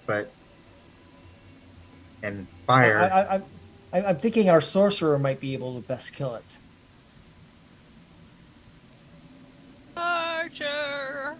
Archer. Yeah, I can see the value in that. I will use some ray of frost until it's done. So because there's no time pressure here, we don't have to bother with rolls. You are able to, you discover that it is vulnerable to cold damage, and it only takes a couple of hits before the heart stops beating and crystallizes with ice. and immediately it's like it doesn't instantly become cold, but it's like when you turn the heat off on the oven burner. It's just there's a noticeable easing of the heat it's giving off. Okay. So if the Durgar ever return, they have issues trying to get this thing running again. So well done. All right. Okay. LA, you want to come south with me?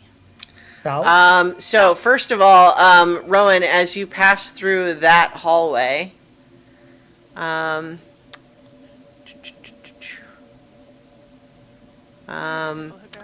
two sets of double doors frame a short corridor. Bolted to the walls are a dozen black boxes, each one measuring 8 feet tall and 1 feet wide, that give off a low hum. Oh. And it's currently, that's what's happening right now. What part of the hallway are they in? Or are they in that corridor I'm actually standing in? No, it's the thing you passed through already, because it's it's these things on the walls. These little boxes that are on the walls that you've just passed through. Yeah. Oh, so nothing happened. That's good. That's very good. Want to take a look at those because that's odd. Make an investigation check. Okay.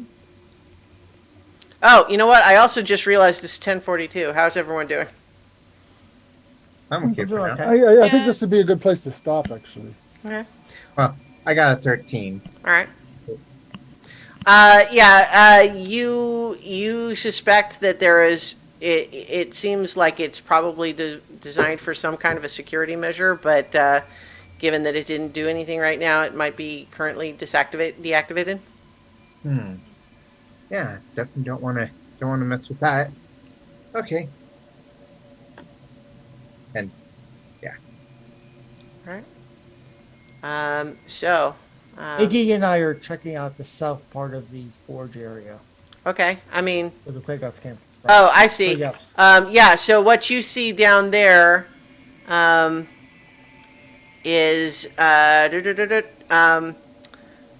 first of all, you passed by this area where there's the circle. Is a vertical shaft that goes 200 feet up to the doors that you saw the Charlatan dragon come out of, and this circular thing is a bin that looks like it's where they just dump all the little bits and pieces of Charlatan that came off during operation and construction.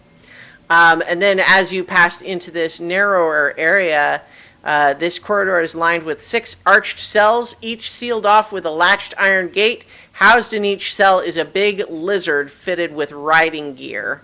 And one of them looks like it had took an injury, and its gate isn't latched, but it's huddling in the corner of its pen nonetheless. I'll latch. There's the latch right there, just to latch it shut again? Yeah. Yeah, I'll just latch it shut. Yeah. You recall that one of the Duragar was riding one, and then when you injured it and the rider wasn't on it, it ran back to its pen. Yeah, I have no interest in hurting the things. Let them be. So it'll just leave them latched in To their starve pen to start instead, it up. yeah, fine. Yeah. Yeah, but I won't be here. Remind me before we leave to let these things out, and they can go back to the Underdark. Are they from the Or Underdark? I don't actually- know. Probably. What if you just took an uninjured one and open its cage? I don't want to have to fight these things. Yeah. They might be trained to just only have fun with Duragar. I mean, the one huddling was injured, but I'd rather not take a bite. Yeah, today. I've got one spell slot left. I can come down here, let these things out, and then dimension door myself out. Yeah. Okay. Deal with those later. Deal with them later. All right. So, the rest of you, we can kind of zip through this a little bit. If you turn to the north and the south directly, there are small narrow passages that lead up to where the battlements are, where you'd seen Duragar up there previously. All the way to the north is another barracks that is very similar to the one that was on the next floor up. Except that one has some copper kegs in it, and you realize looking at them closely, they have the Mosgart crest on them. Ah. You recall that her whole thing was her, mushroom ale that she makes. Yep. But you look in there, and then there. I'm just going to go ahead and skip us to. You peek through the room to the east, and in there, two featureless stone pillars support the vaulted ceiling of this unlit chamber. East of the pillars, a Duragar encased in an exoskeletal construct stands before a lowered iron portcullis, and so that would be combat again. So we'll wait for next time for that. Okay. Cliffhanger. Dun, dun, dun. Dun, dun, dun. All right. Yeah, we haven't found it. And all that exploring, we didn't find the treasure room. Well, maybe the guarded room blocked by an iron portcullis that you just discovered might be a treasure room. And two Duragari in those Yeah. suits. Yeah. They might be guards. Yeah. But we'll find out next time. All right. We'll find out next time when we return for more adventure on so many levels. Rime of the Frostmaiden.